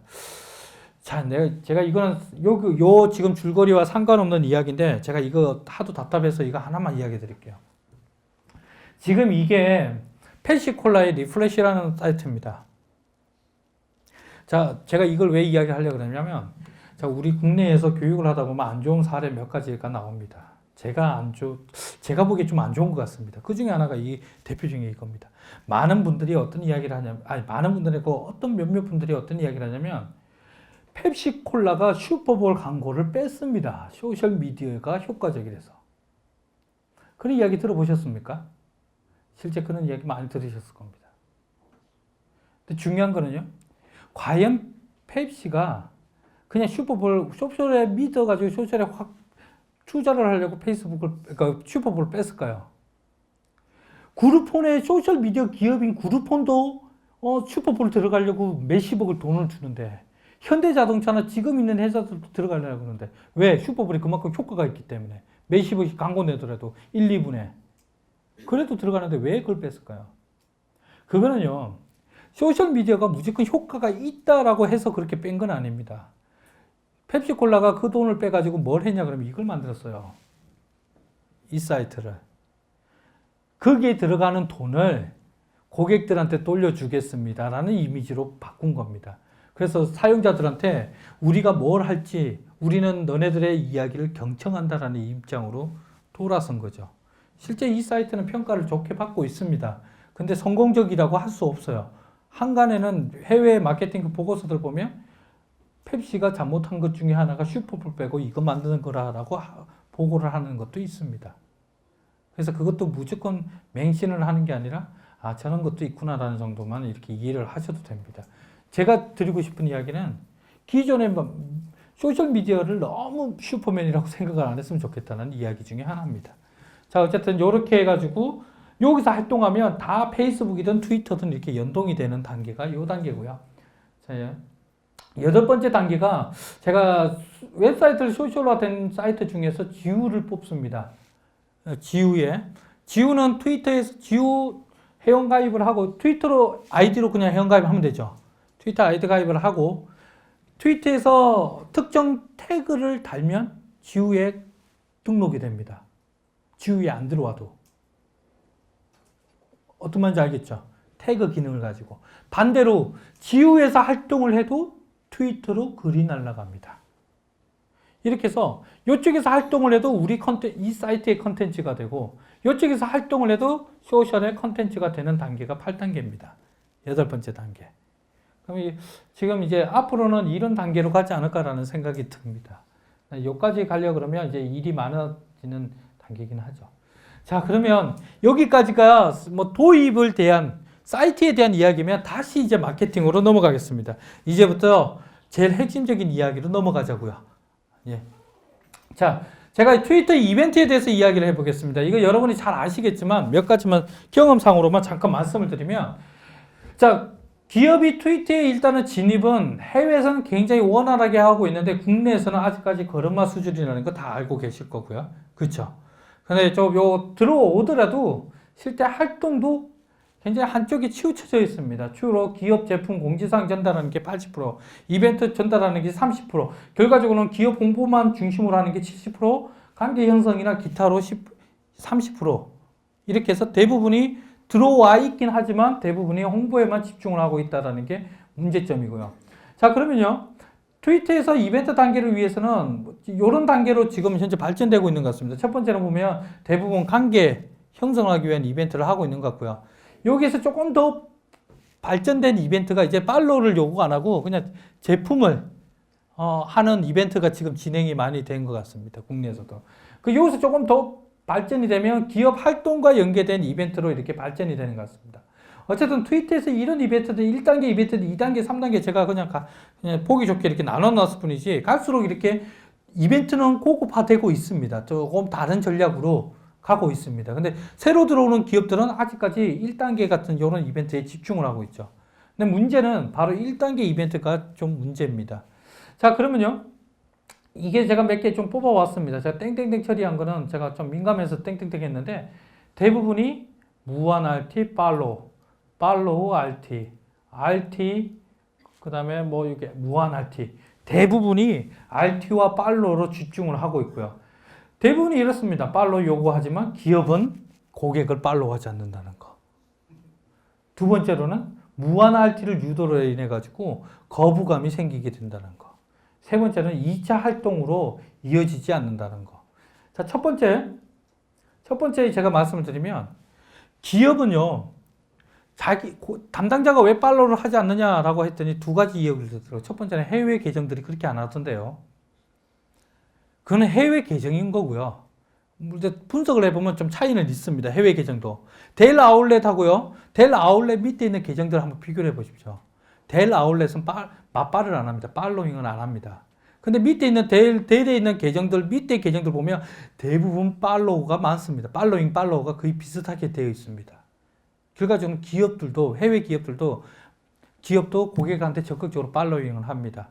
개인은 상관없습니다. 개인은 알아서 하라 그러고요. 개인은 알아서 하고, 기업은 왜 또 하지 않느냐 그러니까 두 번째로는 팔로잉이 늘어나니까 자기 타임라인이 복잡해서 제대로 대응을 못 하겠다라는 겁니다. 그거는 트위터 서비스만 갖고 하려고 그러니까 그렇게 어려운 겁니다. 2차 서비스들을 고민을 한번 해보십시오. 예를 들어가지고 코트윗이라는 서비스 한번 찾아가지고 써보십시오. 말 그대로 코트윗입니다. COTWEET.com입니다. 그거 들어가 보시면 야, 트위터 관리하기 너무 쉽다 이런 생각이 좀 들 겁니다. 그 서비스 들어가면 타임라인이 안 보이거든요. 다 고객 대응으로만 사용하기 정말 좋은 서비스입니다. 그런 것처럼 타임라인이 복잡하면 다른 방법을 찾으셔야지, 타임라인 자기가 귀찮다고 해서 고객이 하는 소리를 무시해버리면 안 되는 겁니다. 이거는 이렇게 맞발을 하면 상징적 의미도 높습니다. 상대방한테 최소한 내가 너한테도 관심을 가지고 있어. 보든 안 보든. 이런 의미도 있기 때문에 기업들은 최대한 맞발을 하십시오. 개인은 모르겠습니다. 개인은 저도 맞발 안 하거든요. 솔직히. 개인은 상관없습니다. 개인 활동이니까. 두 번째로는요, 무한 RT에 의해 갖고 생기는 거부감이 왜 생기냐 그러면요, 아까 그것 때문에 했습니다. 정형적 네트워크가 아니기 때문에. 요렇게 돌아서 이 사람은 그대로 들어오고 이 사람은 돌아서 돌아오고, 문제는 저희가 여기 지금 요 자료에는 뺐지만 어떤 사람은 이 페이지가 이벤트로 꽉 찬 겁니다. 매 페이지를 다음 페이지는 그 똑같은 이벤트가 찬 겁니다. 봤더니 이유가 뭐냐면 이 친구가 팔로워를 3명을 하고 있는데 해피는 3명 한 팔로워가 다 이벤트를 하는 계정인 거죠. 자기 창에는 사람 냄새가 없습니다. 그 사람이 뭐라고 생각하겠습니까? 예, 그런 것 때문에 RT가 거부감이 생긴다는 거고요. 2차적 활동은 뒤에 가서 좀 더 보기로 하죠. 해외에는 보면요, 좀 많이 없어진 것 같습니다. 팔로우를 해달라는 이런 이벤트가 좀 많이 없어진 것 같습니다. 아무래도 먼저 가서 그런 것 같기도 하고요. 근데 아직도 물론 이런 이벤트는 아직까지 존재합니다. 해외도. 네, 전체적인 흐름을 보면 해외 같은 경우, 미국 같은 경우는 이런 팔로우나 RT 이벤트를 해달라는 게 굉장히 많이 줄었다는 거죠. 이게 의해 가지고 사용자들은 이런 오해를 합니다. 이벤트의 역효과이기도 하죠. 대부분 사용자들은 이때까지 기업한테 이렇게 당해왔기 때문에 기업은 일방적이다, 영리만 추구한다, 그리고 CS 같은 이런 것들을 한다, 상품만 받으면 좋다, 이런 생각들을 하게 됩니다. 두 번째로는요, 아까 도배가 되는, 제가 여기 있네요. 완전 도배입니다. 타임라인이. 쭉 같은 내용으로 도배가 되어 있는 겁니다. 이런 경우에 이 친구가 뭐라고 생각했습니까? 이 기업에다가. 자, 이런 것들이 있다는 거고요. 세 번째 제가 얘기하고 싶은 거는 이겁니다. 이벤트 경분만으로 팔로우를 유지하는 방법. 저희들도 작년 초에 요 팔로우 이벤트를 했었습니다. 솔직히 말씀드리면, 이제 그 뒤에 제가 여러 번 말씀드렸었는데, 저희는 연구하는 집단입니다. 그러다 보니까, 솔직히 이제는 시간이 1년이 훨씬 넘어 지냈으니까, 이제는 말할 수 있다. 말을 하면 SK에서 거기에 대해서 의뢰를 해왔습니다. 과연 팔로우 이벤트가 이 정도 효과가 나는지 안 나는지. 그러면 저희가 그걸 실험을 하려고 그러면 저희 이벤트로 해야 되겠죠. 그리고 고객은 그걸 느끼지 못하도록 해야 될 거고. 해봤는데요. 작년 초에 했습니다. 3월 달에 했는데, 효과 좋았어요. 뿌앙 하고 올라가더라고요. 단 7시간에 팔로우가 1,700명이 생겼습니다. 와, 대박이죠. 그랬는데, 어쨌든 또 다른 계기도 하나 있었습니다. 하나 계기가 있었고, 그러고 난 다음에 또 효과가 떨어지기 시작하고 이렇게 됐는데, 문제가 이제 어디서 발생이 되냐면, 어떤 이 문제가 발생이 되냐? 바로 경품만 따먹는 체리피커들이 생겨나게 된다는 거죠. 실제 기업 계정들 분석을 해보면요. 저희들도 그 작업을 합니다. 기업 계정에 들어가가지고 기업이 누구하고 팔로잉을 하고 있는지를 봅니다. 분석을 해보려고. 들어가 보면 알이 엄청나게 많죠. 기업 계정의 팔로우들 보면 한 페이지에 최소한 알이 3, 4개씩 꼭 있습니다. 그 정도로 알 계정을 많이 가지고 있죠. 기업들이. 이 사람들이 팔로우 수를 채웠다고 해봅시다. 그러면 기업이 이제 신제품을 만들었어요. 그러면 이네들은 반응은 안 해줍니다. 숫자만 많을 뿐이지 반응은 전혀 없는 겁니다. 그래서 팔로우를 모으는데 무작정 팔로우를 모으는 게 아니라 의미 있는 팔로우를 모아야 됩니다. 그 의미 있는 팔로우가 SIG 그룹이라고 그러고요. 그 그룹에 있는 사람들을 모아야 되고 그 사람들을 모으기 위해서 고객 분석이 이루어져야 됩니다. 뒤에 가면 이제 고객 분석에 대해서 이야기 나올 건데요. 저희들도 실제 이렇게 이벤트를 실행을 해봤습니다. 아까 말씀하셨던 이벤트 효과 좋았습니다. 초반에. 근데 결국에는 실패를 했죠. 이런 이벤트도 했었습니다. 트위터 출첵 이벤트라고 그래가지고 아이스타일 24하고 해가지고 해봤더니 요렇게 들랑달랑 했었어요. 그 다음에 이런 것도 해봤죠. 민주주의하고 해가지고 해봤습니다. 그랬더니 위에까지는 효과가 없었긴 했습니다. 효과는 없었습니다. 결론은 이렇게 진행이 됐었죠. 진행이 지내가지고 효과에 대해서 요렇게 제가 체크를 해놨는데 해봤더니 위에는 순수 팔로우 이벤트고요. 두 번째로는 기능을 준 이벤트입니다. 이렇게 목적을 준 이벤트였죠. 세 번째로는요. 목적도 없고 그냥 단순히 공감을 유도하는 이벤트였습니다. 효과는 어느 게 제일 좋았느냐? 실제 참여 수는 이게 월등히 높았습니다. 팔로우를 유도하는 이벤트가. 작업이 간단했으니까. 근데 실제적인 저희들 이미지 쪽에서 직접적인 효과가 높았다고 하는 것은 이런 기간이나 그리고 실제 참여자 수에 비교를 했을 때 맨 밑에 있는 게 가장 효과가 좋았습니다. 숫자는 지금 작지만 3월달에 작년 3월달, 작년 5월달, 지금은 끝났습니다. 위에 있는 이벤트는 약 8개월 정도 진행을 한 거고요. 밑에 있는 이벤트는 약 4개월 정도 진행을 한 겁니다. 밑에 있는 이벤트는 단 10일간 진행을 한 겁니다. 그렇다 그러면 거기에 대비 숫자를 보면 효과를 금방 알 수 있겠죠. 그래서 차라리 이런 이벤트가 훨씬 효과적이더라는 겁니다. 저희가 이거 경험을 한 거고요. 그러면 요거는 여러분들이 한번 읽어보시면 되겠고요. 이것도 제가 팔로우에 대해서 이야기를 하는 거고요. 경험에 의한 조언, 아까 그런 것들, 금방 제가 말씀드렸던 내용들이 여기에 포함이 되어 있습니다. 이것도 자료 다운받으셔서 보시면 금방 아시겠습니다. 자, 이제 마지막입니다. 이제 시간도 30분 정도밖에 안 남았군요. 제일 중요한 내용이기도 합니다. 그리고 이 내용은 며칠 전 그 컨퍼런스에 일부러 발표를 하기도 했었습니다. 그래서 그 내용이고요. 자, 소셜미디어로 마케팅을 하게 되면 가장 큰 고민이 바로 마케팅 측정에 대한 측정에 대한 고민입니다.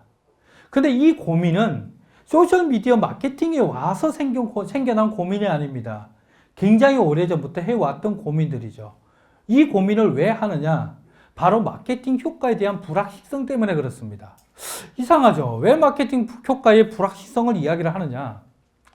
근데 뒤에 가면 제가 잠깐 이야기 드리겠지만, 결과적으로는 마케팅을 하면 이게 어느 정도 효과가 있었느냐, 그 효과에 대한 수치가 정확하냐에 대해서 더 고민을 하게 되는 거죠. 거기에서 나오는 고민들이 지금 여러분들이 하고 있는 고민들이고요. 그 고민들이 소셜에서도 어느 정도 접근이 되겠냐라는 고민들입니다. 자, 이런 고민들은 오래전부터 계속 진행이 되어 왔었습니다. 매스미디어에서도 마찬가지로 진행을 했죠. 우리가 시청률이라고 하는데 실제 그 시청률을 측정하는 방법은 모니터링이라는 다른 시스템이 있습니다. 근데 마케팅 측정이라는 것은 누가 몇 시간, 몇 분 동안 그 TV 광고를 봤는지 이런 것들을 알기가 굉장히 어렵죠. 굉장히 어렵죠. 물론 그걸 측정해주는 기관이 있기는 합니다. 기업이. 있지만 굉장히 측정하기 어렵습니다. 근데 그 뒤에 인터넷이 짱 하고 나타난 거죠. 근데 마케터들이 기대를 하기 시작합니다. 인터넷은 측정을 할 수가 있다. 불확실성을 해소할 수 있다라고 기대를 합니다. 근데 정확히 보면 이것도 좀 어려운 측정이죠. 그렇지 않다라는 겁니다. 자, 그러면 왜 그러냐 그러면요. 마케팅의 궁극적인 목적은 목적과 같이 궁극적인 목적은 뭐냐면요. 나를 얼마나 시켰는가가 첫 번째 목적일 겁니다. 나의 기업을 얼마나 고객들한테 인식시켰느냐. 요 인식을 가지고 얼마나 많이 팔았느냐. 고객들이 얼마나 움직였느냐.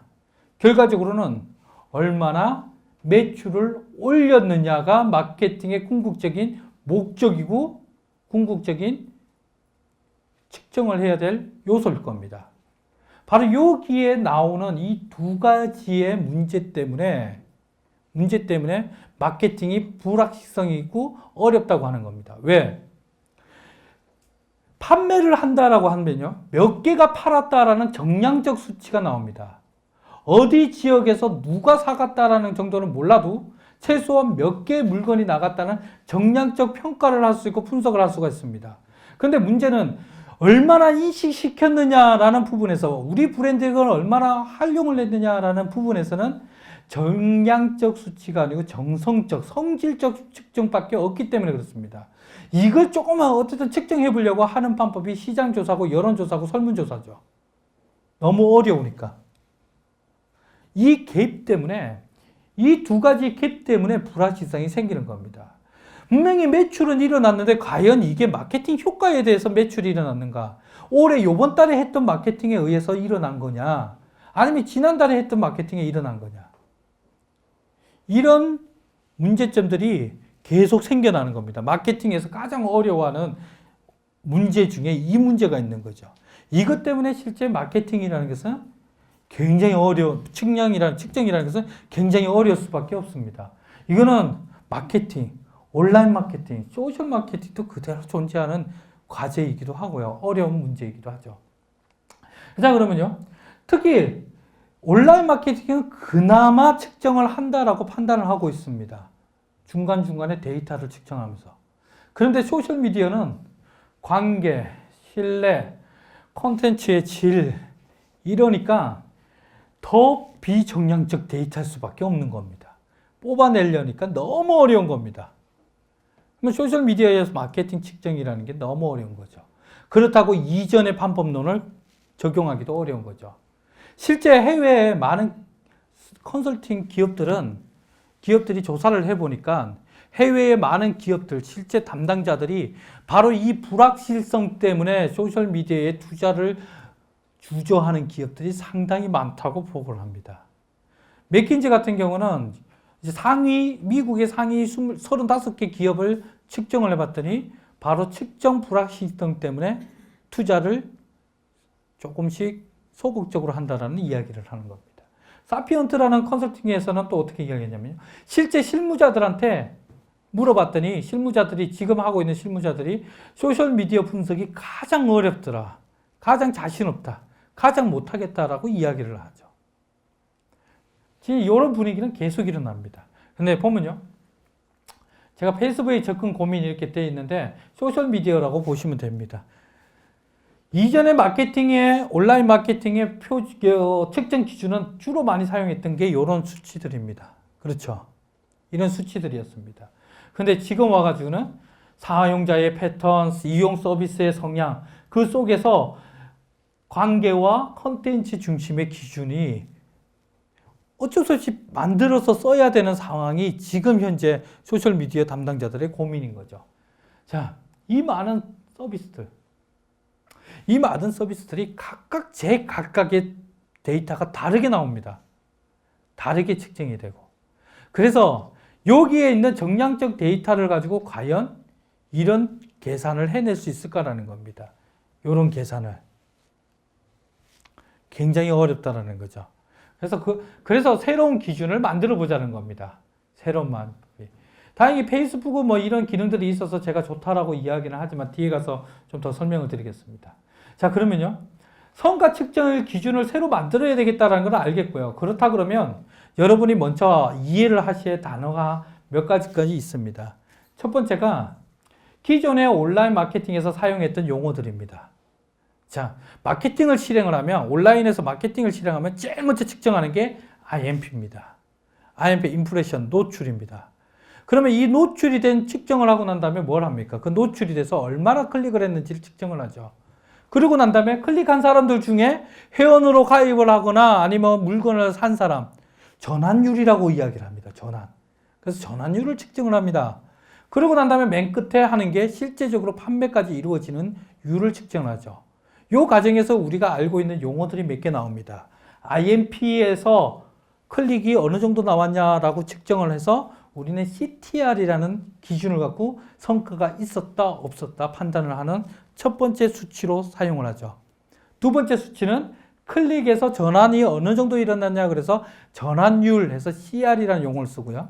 그 다음에 판매가 어느 정도 일어났냐라고 해갖고 CS라는 단어를 사용을 합니다. 근데 보통 지금 보면 뭐 마케팅, 온라인 마케팅에서 요까지 접근을 잘 안 하고 있습니다. 대부분 요 앞에 가지고만 평가를 많이 하죠. 자, 여기 나오는 기준들, 수치 기준도 달라집니다. ROI도. 어떻게 달라지냐면요. IMP에 나오는 ROI는 주로 CPI, CPM을 갖고 합니다. 그래서 돈이 얼마나 들었구나, 노출하는데. 그렇죠. 그리고 클릭률은 우리가 흔히 많이 하는 CPC를 이야기를 합니다. 그래서 클릭을 얼마가 해서 돈이 얼마가 나갔구나. 그래서 성과가 얼마큼 났구나. 이렇게 측정을 하죠. 그 다음에 전환율에서는 CPA라고 그러고요. 판매에서는 CPS라고 이야기를 하는 겁니다. 요렇게 측정을 하죠. 근데 이 측정을 다 사용하는 데가 별로 없죠. 큰 기업은 사용을 합니다. 큰 기업은. 대부분 여기서 대부분 다 멈춰져 있죠. 그리고 여기에 요 수치만 갖고 조금 모자라니까 여러분들이 쓰는 수치가 UV와 PV입니다. 그렇죠. 그래서 요 마케팅 용어를 조금만 이해를 하시면 뒤에 가는데 조금 더 이해가 쉬울 겁니다. 두 번째로는 사용자의 행동 패턴, 아까 이야기했던 겁니다. 요렇게 아까 이전의 마케팅은 여기에 집중했고 지금은 여기서 집중을 했고요. 그리고 이 온라인 마케팅은 지금 여러분이 하고 계시는 거는 대부분 여기에 머물고 있고 소셜 미디어는 여기에 중점을 줘야 되고 전체적으로 다 해야 된다라는 이야기를 해놓은 겁니다. 세 번째로는 아까 말씀드린 웹 2.0에 의해서 사용자의 변화에 대한 이해가 필요합니다. 요거 두 가지는 앞에서 했으니까 넘어가겠습니다. 자, 그러면요. 핵심 키를 이야기를 해봅시다. 소셜 측정을 하기 위해서는 세 가지 키를 가지셔야 됩니다. 첫 번째는 청중이고요. 두 번째로는 영향력과 참여입니다. 그 다음에 세 번째는 대화입니다. 자, 이거 측정하는 방법은 뒤에 가서 제가 계속 이야기를 할 겁니다. 그런데 이 세 가지 측정 기준들이 단독적 기준이 아닙니다. 상호 보완적 기준으로 이루어집니다. 상호 보완적 기준으로 이루어집니다. 그러면요, 여기서 여러분들이 집중적으로 봐야 될 게 첫 번째 청중에서는 누가 나의 이야기를 듣고 있는가라는 입장으로 보는 거고요. 영향력은 나하고 관계 맺은 사용자가 어느 정도 파괴력을 가지고 있고 영향력을 가지고 있는지를 측정하는 거고요. 세 번째로는 내 컨텐츠에 어떻게 반응을 하는지를 측정을 하는 기준입니다. 이제 개념적으로는 이렇게 보고 조금 더 상세하게 한번 보자고요. 첫 번째 청중을요. 대부분 사용자들은, 대부분 기업들은 그냥 단순히 팔로우, 팬으로만 인식을 합니다. 근데 청중은 단순히 팔로우, 팬으로만 인식을 하기에는 너무나 큰 의미가 담겨져 있습니다. 청중을 저희는 세 가지로 구별을 합니다. 구독자와 팬과 전파자로 구별을 합니다. 그러면요, 여기서 구독자라고 하면 다시 직접적 구독자와 간접적 구독자로 나눕니다. 자, 이 차이점은 어떤 차이점이냐면요. 직접적 구독자는 팔로우를 하거나 아니면 좋아요하고 팬이 돼서 기업이 하는 소리를 직접적으로 듣는 사람들을 말하는 거고요. 간접적 구독자는 어떤 사람이냐면 다른 사람에 의해서 이렇게 연결돼서 오는 구독자를 말합니다. 자, 이 둘 중에 어느 게 더 중심 있게 봐야 되느냐? 더 중심 있게 봐야 될 사람이 누구냐 그러면요. 간접적 구독자입니다. 팔로우를 모아서 나하고 직접적으로 관계되어 있는 사람보다 간접적 구독자가 실제 매출과 직접적으로 이어지는 사람들입니다. 매출과 직접적으로. 그러면 매출이 아니라 여전히 마케팅으로 한번 보자고, 한번 보기로 하겠습니다. 마케팅으로 본다 그러면 직접적 구독자를 더 집중을 해야 됩니다. 지금 현재 단계로 넘어간다 그러면. 자, 그러면 직접적 구독자는 뭐냐 그러면요. 팬이 될 가능성이 높은 사람들을 말합니다. 이 팬이라는 것은 팔로우가 아니고 반응을 해주거나 대화를 나누는 사람들을 말하는 겁니다. 그러면 팬은 다시 소극적 팬과 적극적 팬으로 나눌 수가 있습니다. 자, 소극적 팬은 반응을 제대로 안 해주는 사람들을 말하는 거고요. 해주긴 해주는데 어쩌다가 RT 하나 안녕 하면 그래 하고 답변해주는 팬들을 말하는 거고요. 그중에 직접적인 팬은 직접적으로 이야기를 자주 나누는 팬들을 이야기를 합니다. 근데 중요한 거는 이 직접적인 팬이 나중에는 전파자로서 성장이 된다는 겁니다. 전파자로서. 자, 그러면요. 팬들이 청중이 이렇게 넘어가니까 우리가 봐야 될 포인트가 또 있습니다. 담당자가. 뭐냐 그러면요. 구독자일 경우에 구독자를 많이 확보하기 위해서는 컨텐츠를 중심으로 가야 됩니다. 컨텐츠를. 그러다가 이 구독자가 팬으로 넘어오게끔 만들려면 그 다음부터 해야 될 게 관계의 중심으로 신경을 써야 됩니다. 관계에.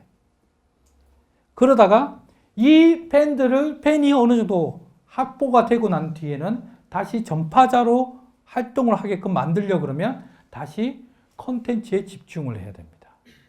지금 현재 국내 기업들이 활동하고 있는 모습에 대부분이 어디까지 와 있냐면 요 반틈까지 와 있습니다. 반틈까지. 그러고 난 다음에 여기서부터 발전을 못하고 있습니다. 왜 발전을 못하고 있냐면 바로 고객 청중을 소극적인 팬이냐 간접적인 팬이냐 전파자로 확장이 가능한 사람이냐라는 구별을 안 하고 있기 때문에 그렇습니다. 그냥 팔로우만 많이 모았다. 그 안에서 전파자로 클 수 있는 사람과 전파자로 크지 않는 사람들을 분류를 해야 됩니다. 회원들을. 그 작업을 지금 안 하고 있기 때문에 이게 넘어오질 않습니다. 그러면요. 제가 아까 매출에서는 간접적 구독자가 가장 높다 그랬죠. 가장 중요하다 그랬습니다. 근데 이 간접적 구독자가 매출로 발전시켜주는 사람이 누구냐 그러면요. 전파자입니다. 많은 학자들은 이 전파자들이 하는 말 하나하나를 기업 입장에서는 명예로운 언급이라고까지 칭송을 하고 있습니다. 해외 마케터들은. 전파자가 최종적으로 기업이 하는 소리를 이렇게 전달을 해주고 파괴력 있게 전달을 해주는 사람들한테 야, 너 당신은 명예로운 사람이다. 당신이 거론해주고는 그 정도까지 칭호를 올리고 있습니다. 그러면 이 전파자까지 청중을 구별하는 것은 바로 여러분은 명예로운 사용자, 명예로운 인프라를 확보를 하는 그 일을 하고 있는 거죠. 근데 이제 요까지는 대부분 안 오고 있죠. 자, 그러면 두 번째로는요. 결국은 뭐 이렇게 전파자로 확장이 필요하다는 거고요. 자, 두 번째로는 영향력과 참여에 대해서 이야기를 합니다. 이 영향력과 참여는 기업 계정을 말하는 게 아닙니다. 속된 말로 기업 계정은 영향력 없어도 됩니다. 있으면 더 좋겠죠. 요 영향력은 누굴 말하냐면요. 바로 팬, 전파자들을 이야기를 합니다. 팬, 전파자. 지금 제가 말씀드린 건 주로 팬을 집중으로 말씀을 드릴 겁니다. 그리고 전파자. 자, 짐 노머라는 교수가 있습니다. 이 짐 노머라는 교수가 2009년도에 바이럴과 실제 매출에 어떤 정도의 연관성이 있는지 분석을 해본 거죠. 그래서 논문을 발표한 게 조금 전에 말씀드렸던 이겁니다. 직접적인 관계자보다 비간접적인 관계자들이 움직여줘야지만 효과가 난다라고 보고를 해놓은 게 이 진노모라는 사람의 연구 보고서입니다. 논문으로 나와 있죠. 그러면요, 기업의 이익을 높이기 위해서 마케팅의 궁극적인 목적을 달성하기 위해서는 기업과 직접적으로 연관이 없는 사람이 움직이게끔 만들어야 되고요. 무슨 말인지 알겠죠? 그 다음에 관계가 없는 다른 사람에게 전파가 돼야 됩니다. 이제 트위터 팔로우의 포인트를 이해를 하셨을 겁니다. 여러분은 트위터에서 팔로우를 모았습니다. 그 팔로우한테만 물건을 구매하라, 사라, 서비스가 어떻다라까지만 끝내버리는 거죠. 그 사용자가. 근데 그 사용자가 어떻게 해야 되냐면 전파자로서 다음 역할을 해줘야지만 자연스럽게 팔로가 더 늘어난다든지 매출이 늘어난다든지 이렇게 갈 수가 있다는 겁니다. 자, 그러면요. 거기서 이제 여러분들이 고민을 해야 될 게 바로 이 영향력 있는 사람. 스페셜 인터그레이트 그룹이라고 그럽니다. SIG 그룹인데 이 그룹에 있는 사람들을 확보를 해야 됩니다. 이 그룹에 있는 사람들을. 팔로우를 그냥 모으는 것보다. 그러면 이 영향력 있는 사람이 누구냐? 영향력 있는 사람이 누구냐? 이 영향력 있는 사람에 대해서 계속 또 해외에서는 분석을 하고 있습니다. 그 중에서 그 레이저 PC라는 마케팅 회사에서 영향력 있는 사람은 세 가지 특징을 가진 사람을 영향력 있는 사람이라고 말하고 있습니다. 첫 번째가 뭐냐 그러면요. 첫 번째로는 기업의 브랜드에 일단은 관심이 있어야 됩니다. 그래야지 팔로우가 된 거죠. 기본적으로는 영향력 있는 사람은 기업의 팔로워여야 됩니다. 그런데 그 팔로우가 어느 정도 말에 효과를 가진 사람들. 트위터에서 말하면 영향력, 반응률이 높은 사람을 말합니다. 왜 BBQ가 이회수 선생한테 이야기를 했을까요? BBQ가 직접적으로 마케팅 트위터에서 거론하는 것보다 이회수 선생이 BBQ를 한마디 던져주는 게 더 효과적이기 때문에 그런 거죠. 그러면 자기가 이야기를 하는 거를 다른 사람이 잘 반응을 해주는 사람이 영향력 있는 사람입니다. 두 번째로는요. 하위 네트워크가 어느 정도 가지고 있는 사람이어야 됩니다. 그래서 여러분들은 팔로우를 많이 모으는 게 아니라 무조건 팔로우를 많이 모으는 게 아니라 팔로우를 많이 가지고 있는 고객을 팔로우를 이끌어내야 됩니다. 무슨 말인지 알겠죠? 팔로우를 많이 가진 고객을 나한테 팔로우를 하게끔 만들어야 됩니다. 그게 여러분들이 팔로우를 많이 모으는 것보다 더 효과적이라는 거죠. 이건 당연하죠. 간단하죠. 원인이. 제가 10,000명을 모읍니다. 그런데 한 사람이 10,000명입니다. 그럼 저는 한 사람만 모으고 그 사람이 나한테 RT 잘하게끔 만들면 됩니다. 그러면 10,000명이 모은 효과가 나지 않습니까? 세 번째로는요. 영향력 있는 사람은 네트워크 사용의 중심에 있는 사람입니다. 이 네트워크 상의 중심에 있다는 말은 그 관계되어 있는 사람이 만약에 문학이면 문학 속에서 어느 정도 이야기가 통하는 사람, 그 관련 컨텐츠를 갖고 있는 사람을 말합니다. IT 쪽에 있는 사람이면 IT 쪽에서 꾸준히 타임라인을 그 사람 타임라인을 보면 되죠. IT 관계자인데 IT 용어 이야기를 꾸준히 하는구나. 이 사람은 이런 사람인데 이런 이야기를 꾸준히 하는구나. 저런 사람은 저런 사람인데 꾸준히 이야기하는구나. 열심히 바쁘네요, 얘가. 하는구나. 이런 것들을 분석을 하면서 그 사람이 영향력이 있는지 없는지, 네트워크의 중심이 있는지를 모니터링을 해서 분류를 해야 되는 거죠. 그리고 그 사람들이 안 끊어지게끔 계속 관리를 해야 되는 겁니다. 여러분은 트위터에서는 좋은 기능이 있죠. 리스트라는 그 기능이 있습니다. 그렇죠. 그걸로 분류를 하셔도 됩니다.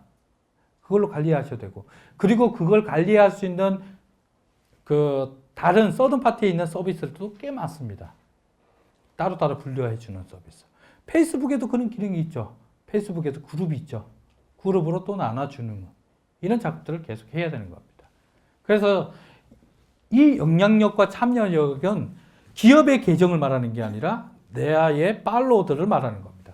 세 번째 대화라는 것은요, 이제 컨텐츠를 말하는 거고요. 이 컨텐츠 중에서 질적 대화라고 평가되는 것이 마케팅 입장에서 말하는 겁니다. 주로 마케팅적 효과를 낼 수 있는 대화들을 많은 사람들은 질적 대화라고 이야기를 합니다. 질적 컨텐츠라고 이야기를 하죠.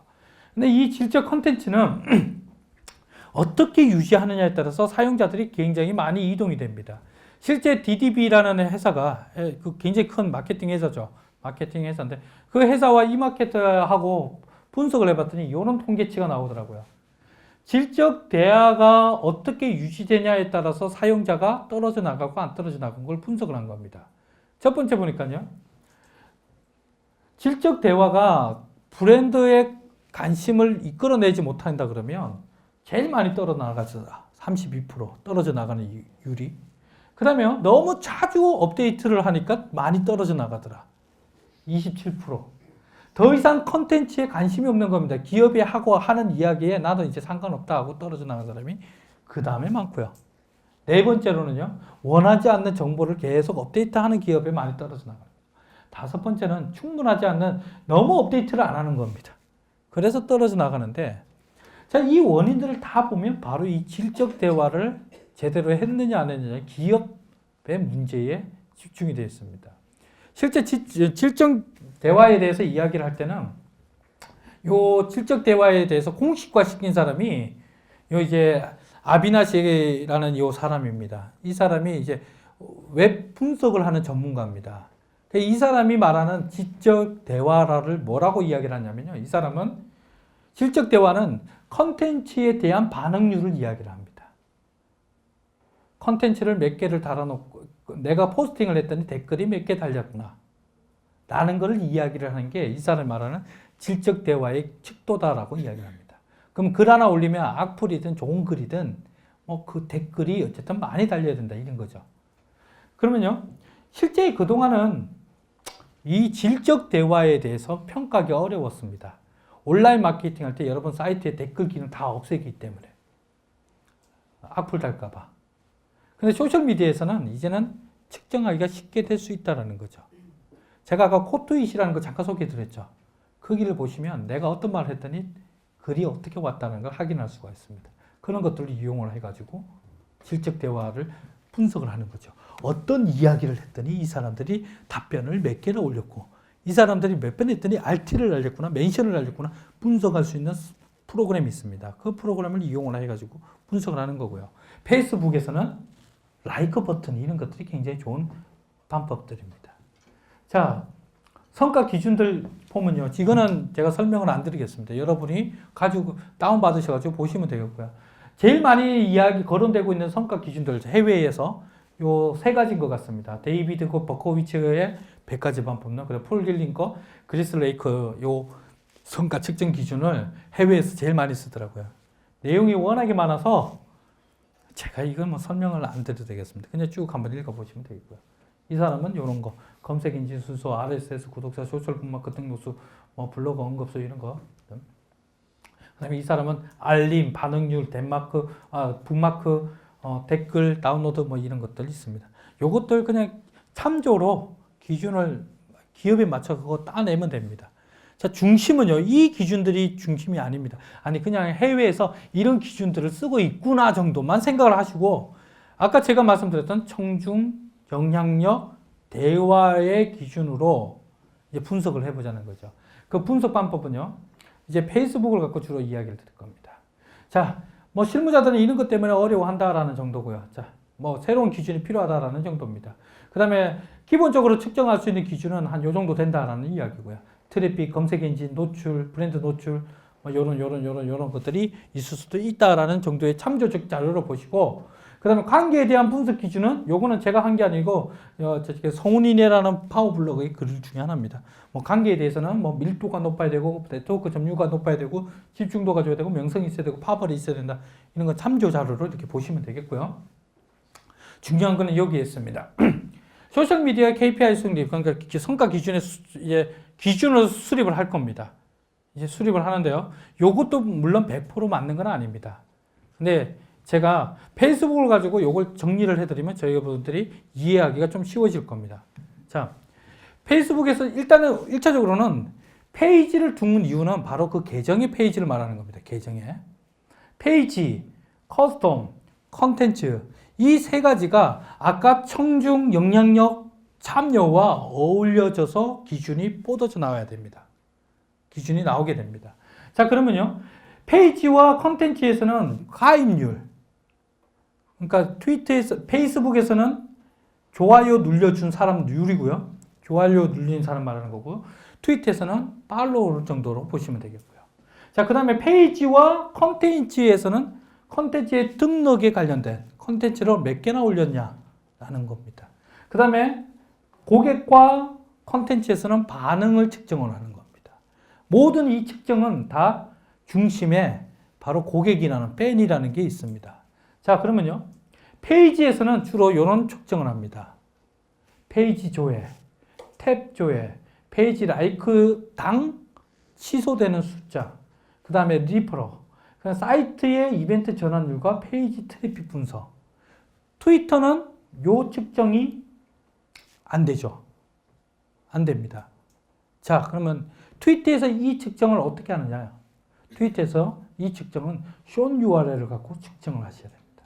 내가 글을 던졌더니 우리 사이트의 PV가 어떻게 변했는지, 클릭을 어떻게 했는지 측정을 하는 겁니다. 아시겠죠? 그래서 shown URL을 쓰라는 겁니다. 어떤 서비스든 통계가 나오는 shown URL을. 자, 두 번째는요, 고객 입장에서는 팬의 수의 변화. 이 팬 수의 변화는요, 내 팔로우가 어떻게 늘고 줄고 하는 것을 확인을 해야 됩니다. 늘고 줄고를. 그거는요, 컨텐츠와 직접적인 관계가 있습니다. 컨텐츠에 의해 가지고 팬 수가 늘었는지 줄었는지를 측정을 해 나가는 겁니다. 두 번째로는요, 고객의 특성을 분류를 해내야 됩니다. 그래서 우리가 타겟을 하고 있는 고객이 몇 명 정도 우리한테 모여졌는지를 측정을 하는 거고요. 그 다음에 라이크 비율, 댓글이나 RT 비율 정도로 보시면 되겠습니다. 그 다음에 실제 사용자, 이 사용자가 액티브 사용자 또는 전파자로서 역할을 해주는 겁니다. 여섯 번째로는 고객 성향도, 역량도.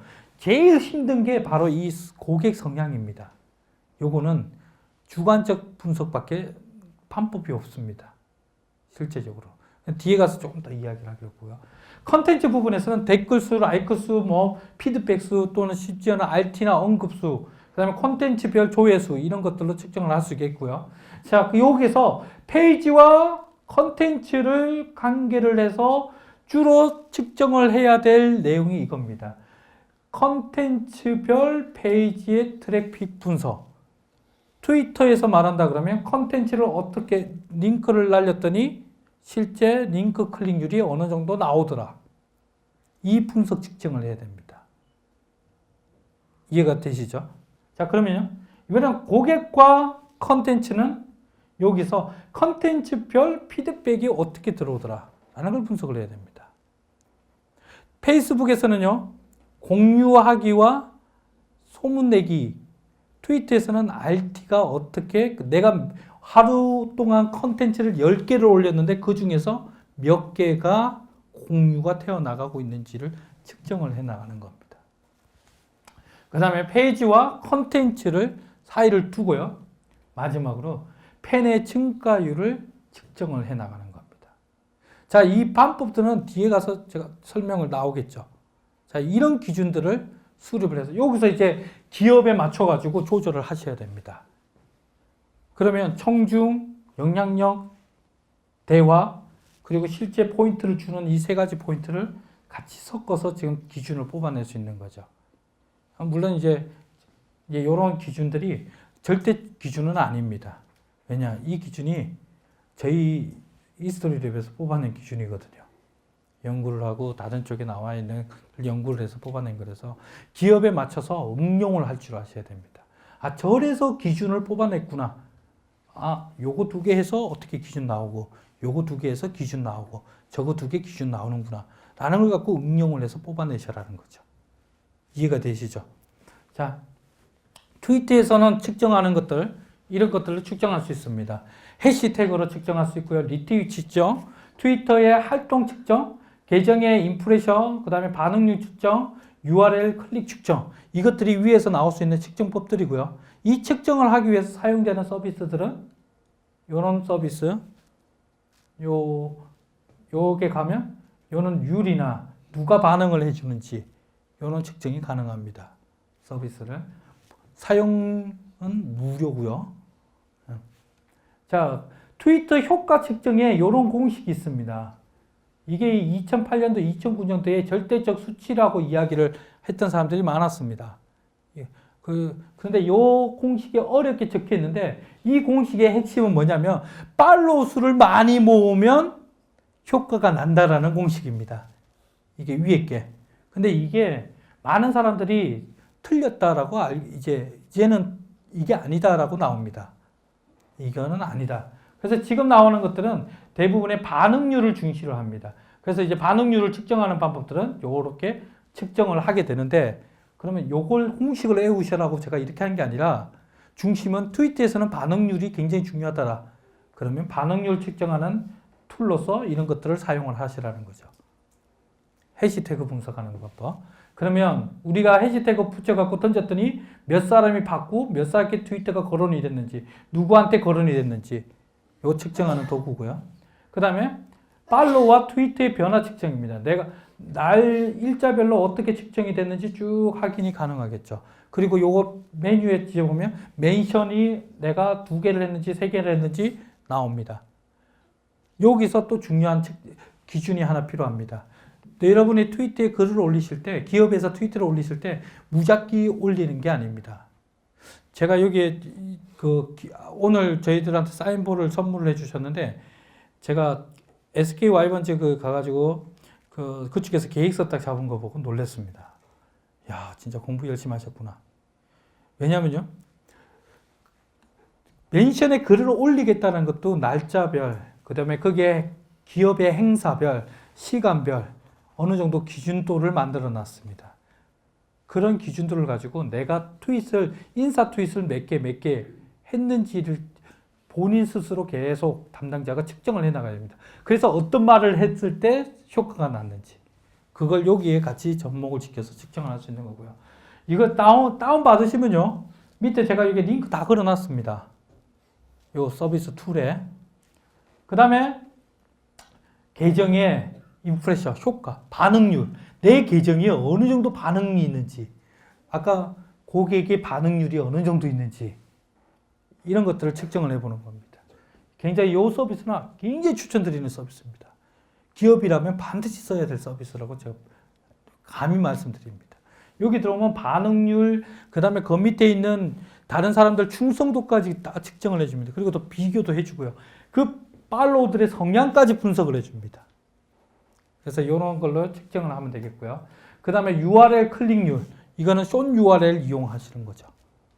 숏 URL. 이것뿐만 아니라 딴 것도 많이 있습니다. 비틀리 그런 것도 많이 있으니까 이런 걸로 측정하고요. 자, 그러면 페이스북은 한번 보자고요. 페이스북은 정말 친절합니다. 제가 그래서 페이스북을 좀 좋아하긴 합니다.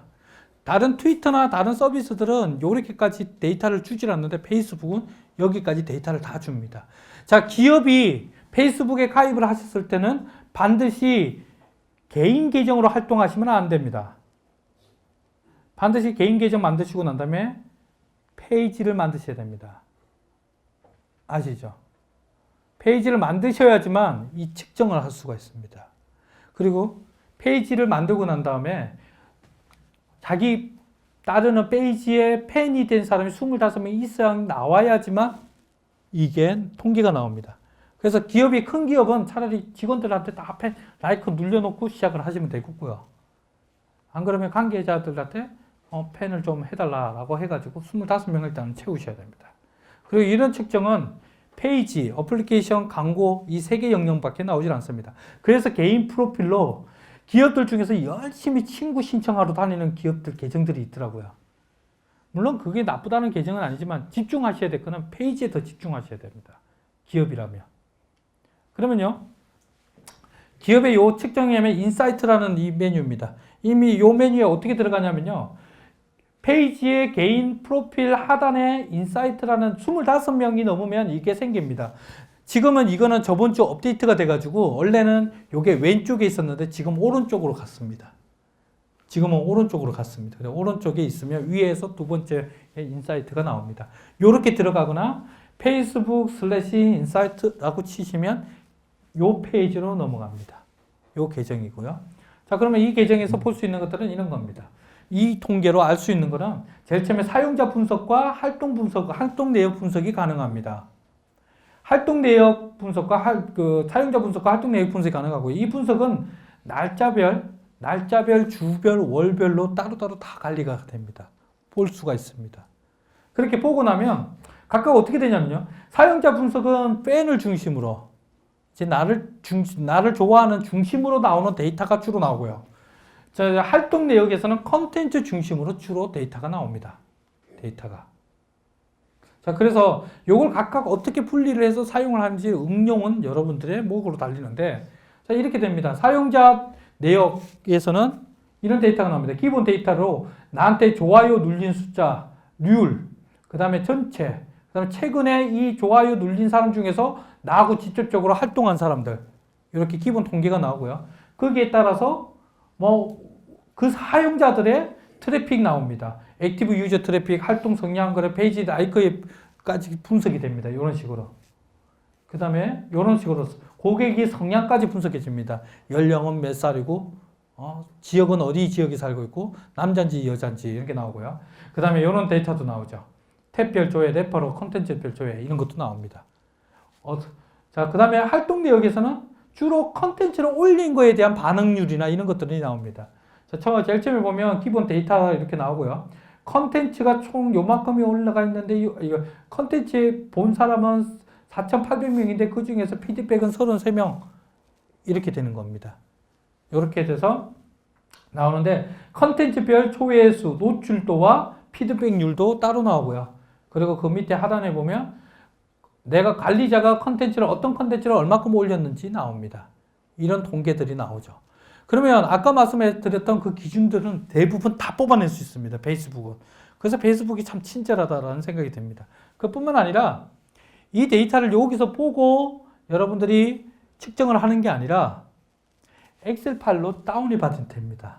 이 데이터들을 다 이렇게 CSV나 엑셀 파일로 다운이 돼서 요 원하는 그래프를 얼마든지 만들어낼 수 있습니다. 기준만 만들어 놓으면 어떤 그래프, 어떤 성과 지표들, KPI들 만들어낼 수 있는 게 페이스북의 특징이죠.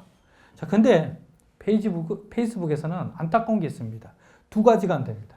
첫 번째는 고객 성향, 영향도에 대한 분석이 안 됩니다. 아까 트위터는 어느 정도 되는데 이거는 안 됩니다. 그리고 두 번째, 사이트 페이지 트래픽인 분석이 안 됩니다. 페이스북은. 그래서 첫 번째, 영향력 분석은 어쩔 수 없이 여러분들이 팬 해준 사람들한테 가서 이 사람이 뭘 하는지, 어떤 이야기를 하는지 분류를 하셔야 됩니다. 페이스북은 이게 안 됩니다. 아까 트위터는 다른 서비스에 의해 갖고 뽑아낼 수 있는데 안 되고요. 두 번째, 트래픽 분석이 안 됩니다.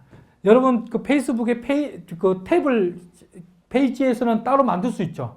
이벤트 페이지를. 근데 그 탭에 대해서 클릭률이 얼마큼 났는지, 여기서 이렇게 사이트에 얼마큼 전환이 됐는지 율이 안 나옵니다.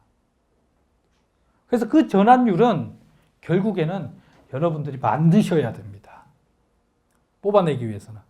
그래서 그 뽑아내기 위해서 제일 많이 사용하는 거는, 제일 쉽게 사용할 수 있는 거는, 지금 당장에 사용할 수 있는 방법은 구글 분석기입니다. 구글 분석기 갖고 사용을 하면 쉽게 뽑아낼 수 있는데, 근데 문제점이 하나 있습니다. 페이스북 안에서는 자바스크립트가 잘 안 먹힙니다. 정해놨습니다. 그래서 페이스북에서는 페이스북 자바스크립트라고 있고 FBJS라는 게 있습니다. 그걸로 해야 되는 거죠. 굉장히 부담스럽죠. 새로 배워야 되니까. 그래서 이렇게 하는 방법 하나가 있고, 또 하나 방법이 이미지 트래킹 방식이라는 게 있습니다. 이 방식으로 사용을 하면 여러분들이 쉽게 할 수가 있습니다. 그 사용법을 이제 그 시간이 너무 지나버렸네요. 이 사용법 빨리 정리하고 이제 마치기로 하겠습니다. 어떻게 사용을 하냐면요. 이미지 트래킹이라는 것은 일단은 여러분들이 이전에 마케팅할 때 사용했습니다.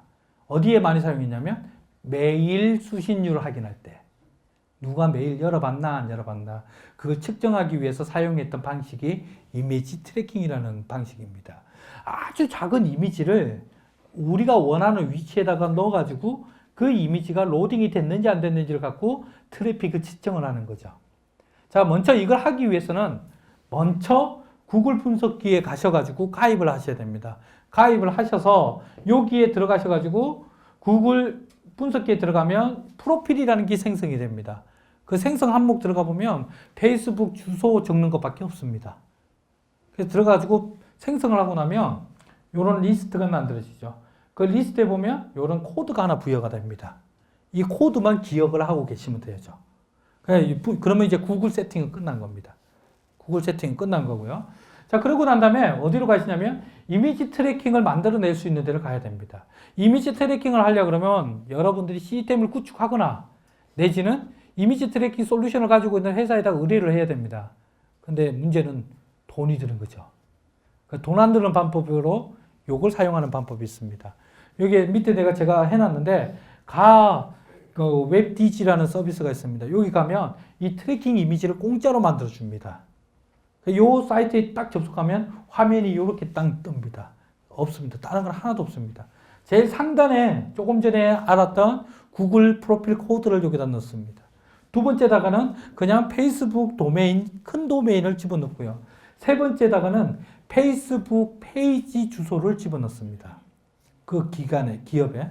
그러고 난 다음에 밑에는 그냥 구분자로 아무거나 넣으면 됩니다. 넣고 난 다음에 하단에 크레딧 코드를 탁 누르면 이제 코드가 생성이 됩니다. 그러면서 이렇게 딱 만들어줍니다.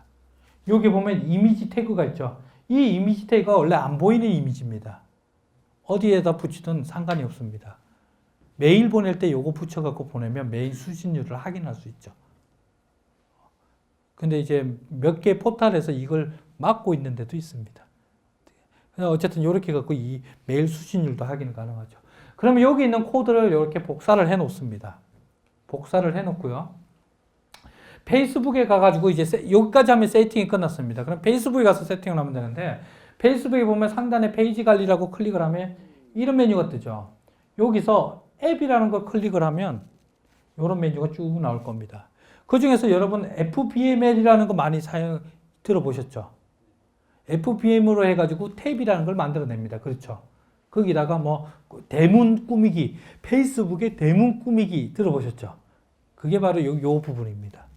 그러면 여기에서 들어와가지고 여기에서 이제 어플리케이션 바로가기 클릭을 딱 하면 이런 창이 나옵니다. 제가 잘랐는데 커서 여기에 이렇게 대문을 만들어 놨을 겁니다. 이 대문 밑에 제일 밑에다가 이미지 트래킹 코드 받아온 거를 복사를 해 넣으면 됩니다. 그러면요, 페이스북에서 이런 거 나오죠. 요런 탭. 페이지만 됩니다. 개인은 안 됩니다. 탭에 보면 이렇게 만들어져 있죠. 그리고 여기에 꿈 있죠. 이렇게 꾸며놨죠.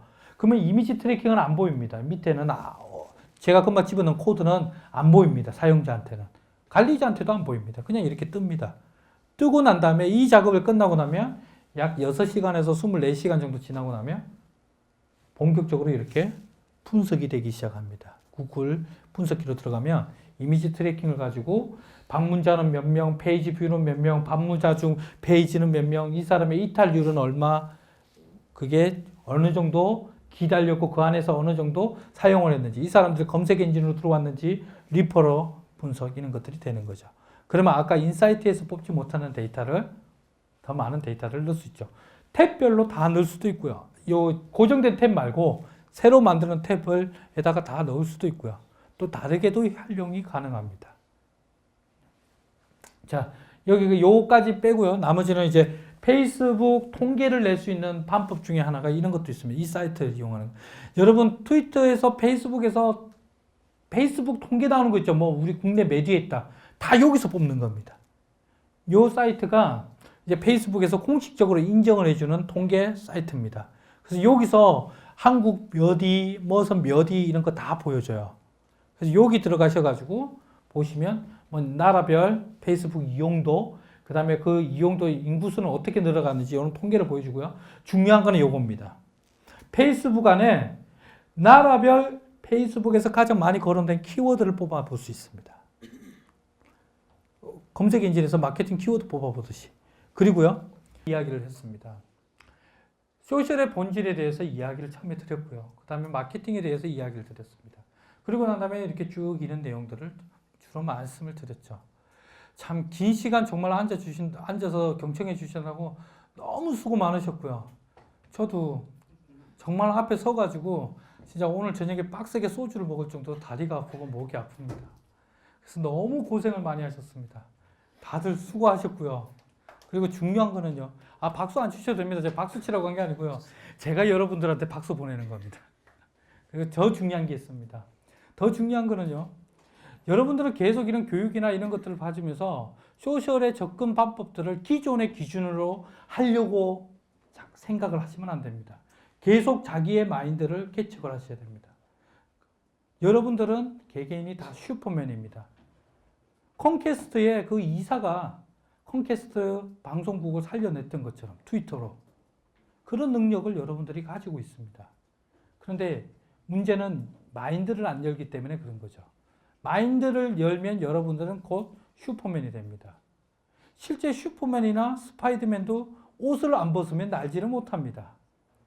마인드를 안 벗으면 벽을 탈 수가 없습니다. 여러분도 그런 마인드가 우선되어야 되지 않을까 싶습니다. 그리고 제 강연의 특징 중에 하나는 질문을 받지 않습니다. 질문은 소셜인답게 소셜해서 그죠? 그렇게 해주시고요. 정말 긴 시간 정말 수고 많으셨습니다. 옆분을 위해서 그리고 뒤에 있는 분, 앞에 분이 있는 분들 위해서 박수 한번 다 같이 치고 마치기로 하겠습니다. 자, 수고하셨습니다.